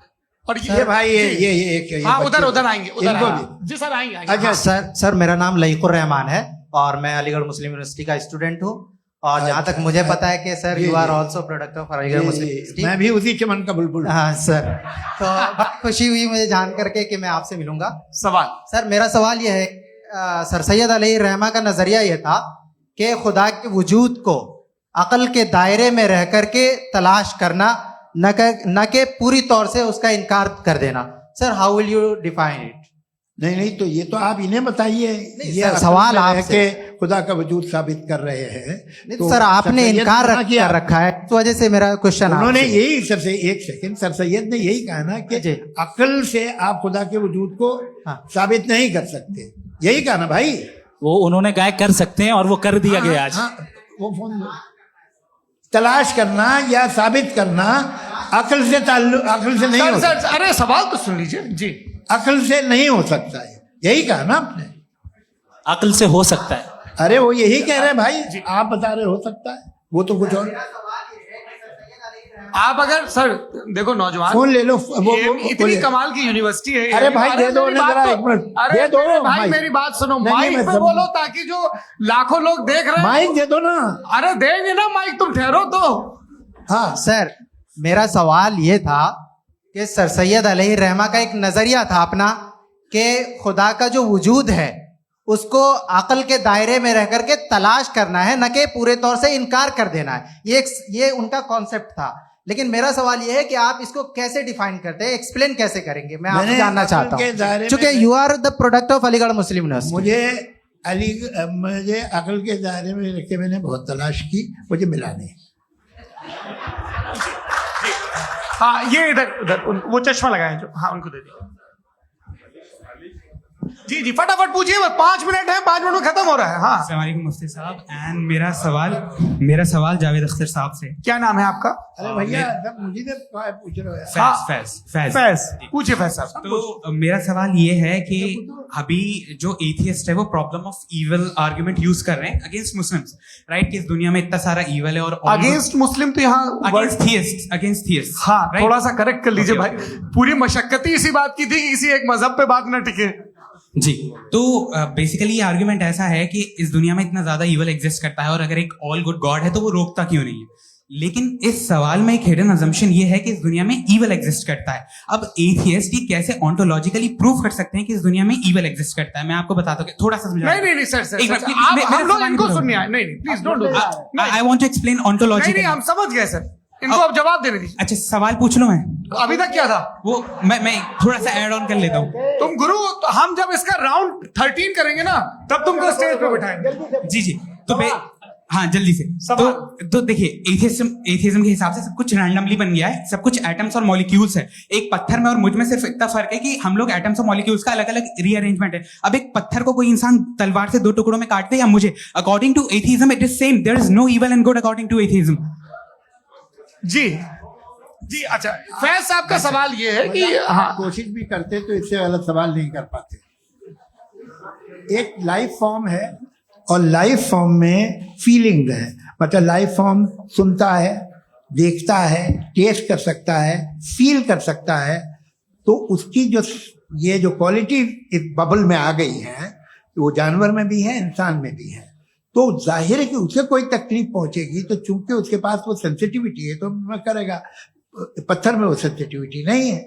तो ये क्या सवाल हुआ कि अगर पत्थर को काटा तो पत्थर को तकलीफ नहीं होती, तो आपको काटे तो आपको क्यों तकलीफ हो? बैठ जाइए जी। हाँ, अगला सवाल। हाँ, पूछे जी जावेद अख्तर साहब। अरे भैया, सब आप लोग मुफ्ती साहब को छोड़ रहे हैं तो मेरे ही पीछे पड़े हैं क्या? फिर चलो बोलो भाई। You asked how God can exist when children die in Gaza. हाँ, You asked how God can exist when children die in Gaza, and you also mentioned the rise of atheism in Europe. But the same events also are leading many atheists and non-believers to turn towards faith. How do you interpret this contradiction, where suffering pushes some away from God, yet brings others closer to belief? देखिए, आपको एक बात बताऊं, दुनिया perfect तो कहीं भी नहीं है, हर जगह कुछ खामियां हैं। बेटा एक मिनट, मैं आप ही को कहेंगे, देखो वो तो कुछ खामियां, कमजोरियां, खराबियां सब जगह है। लेकिन अगर देखोगे ईमानदारी से कि दुनिया सबसे ज्यादा महज़ब कहाँ है, एक आम शहरी को कहाँ हुकूक हासिल हैं, वो बोल सकता है, अपनी मर्जी से काम कर सकता है, अपनी मर्जी से राय दे सकता है, हुकूमत के खिलाफ बोल सकता है, बरसरे इख्तिदार लोगों के बारे में बोल सकता है, सरमायादारों के खिलाफ बोल सकता है। तो आपको ये स्कैंडिनेवियन कंट्रीज में मिलेगा, वेस्टर्न यूरोप में मिलेगा। मैं नहीं कह रहा वो परफेक्ट है, बिल्कुल नहीं, वहाँ बहुत खराबियां भी हैं, परफेक्ट तो कोई। लेकिन जिन जिन मुल्कों में, लैटिन अमेरिका देखो, गल्फ देखो, वहां पर आपको ये जरूर है कि रेप नहीं होते होंगे। रेप की जरूरत क्या है भाई? उसको तो खरीद लो, घर में रखो, तो सड़क पर रेप करने की क्या जरूरत है? मगर सुनिए, मगर हकीकत ये है कि वहां शख्सी आजादी राय देने की, बोलने की नहीं है। जी, ये एक आखिरी सवाल मुफ्ती साहब से। हाँ मैम, इनको माइक दीजिए। शुक्रिया। मेरा नाम मनीषा है, मैं हरियाणा से आई हूँ। मैं मुफ्ती साहब से एक बात पूछना चाहती हूँ। आप बार बार जावेद साहब को कॉन्ट्राडिक्ट तो कर रहे हैं कि आपने ये कहा, लेकिन आप भी अजम्पशंस के बेसिस पे बात कर रहे हैं। आपने खुदा के होने का कौन सा प्रूफ पेश किया है, खुदा की एग्जिस्टेंस का? अब इस सवाल को अलग रहने दीजिए, कौन एथीस्ट है कौन नहीं है। और दूसरी बात जो आपने एक छोटी सी कही थी कि ये फ्री विल का इस्तेमाल करता है इंसान अपनी, लेकिन उस फ्री विल का इस्तेमाल में मतलब खुदा ने ये दे दी सबको ये इजाजत कि वो कितना घिनौनापन और कितनी ज्यादा खराब से खराब तरीके इस्तेमाल कर सकते हैं। जवाब सुनते जी। आप फ्री विल को मानती है ना, या अब कहती है कि फ्री विल नहीं है ना? मानती है ना? तो अब आपके पास इसका कोई एक्सप्लेनेशन नहीं है कि अगर एक इंसान उस फ्री विल का इस्तेमाल करके गलत काम कर रहा है और बच के अच्छी जिंदगी गुजार के निकल जा रहा है, उसका कोई रिकम्पेंस नहीं है। हमारे वर्ल्ड व्यू में जो इंसान गलत काम कर रहा है उसको भी रिकम्पेंस यानी उसका बुरा बदला मिलना है, और जो सही काम कर रहा है उसको सही बदला मिलना है। लिहाजा जो फ्री विल है वो इस तरीके से है कि एक लिमिटेड टाइम तक खुदा ने मोहलत दी है। ऐसे नहीं कि छूट दे दी, जो करना है करते रहो हमेशा। वक्त आएगा जब एग्जाम का टाइम खत्म होगा तब रिजल्ट आएगा, दौराने एग्जाम जबरदस्ती आपको नहीं बताया जाएगा। अरे भाई एक सेकंड, जी सवाल मुफ्ती साहब से मेरा सर से मैं मुफ्ती साहब से जी हाँ, रुक जाइए। आपसे फोन, आप इसके बाद आपसे यही रहेंगे वो। हाँ बोलिए। मैं मुफ्ती साहब एक ही सवाल करता हूँ कि अगर जो हो रहा है फ्री विल से हो रहा है और एक दिन बरोज़ क़यामत इंसाफ होगा मैशर में वगैरह वगैरह, तो दुआ क्यों मांगते हैं लोग? दुआ मांगते हैं इसके मतलब है अभी भी उसने ये डिपार्टमेंट रखा है कि मैं रोजमर्रा की जिंदगी में बिल्कुल ही कैन। तो तुम कैन हो, तुम मुझे नौकरी दिला देते हो, मेरे बेटे को ग्रीन कार्ड दिला देते हो, और 45,000 बच्चे मरते उन्हें रोकते नहीं हो। नहीं तो क्या आप ये कह रहे हैं कि इस दुनिया में जालिमों को कभी पकड़ ही नहीं होती है? अरे जो भी पकड़ होगी वो बच्चे रोते हैं। बिल्कुल, देखिए मैंने अपने ओपनिंग स्टेटमेंट में यही कहा था कि जनाब जावेद साहब सिर्फ इमोशनल आर्गुमेंट देंगे। This is an emotional argument. ये छोटे मोटे इसके पीछे का रीजन मैंने बताया क्या है। देखिए, इसके पीछे का रीजन क्या है मैंने बताया। मंच से आप लोगों को सज्जनों इसलिए कह रहा हूं ताकि थोड़ा सा आपके कॉन्शियंस पे जोर रहे कि आपको ऑर्डर बचा के रखना है। वक्त तय हुआ था, ये वक्त पूरा हुआ, आपने इतने धैर्यपूर्वक सुना, मैं आप सबका बहुत बहुत शुक्रगुजार हूं। यदि इन दोनों विद्वानों की इच्छा होगी तो कभी हम इस बातचीत का राउंड 2 राउंड 3, यही तो देखिए खूबी है इंसान की कि बहस मुबाहसे में वो पड़ा रहता है। आप लोगों ने बड़े धैर्य का परिचय दिया, बहुत बहुत शुक्रिया। इसी के साथ ये बातचीत यहाँ पे आप समाप्त लोग को होती है। मैं एक बात बता दूं, ये सारी बहस हो गई, अब मुफ्ती साहब और बड़े मुफ्ती साहब इन साथ के साथ मैं खाना खाने वाला हूँ।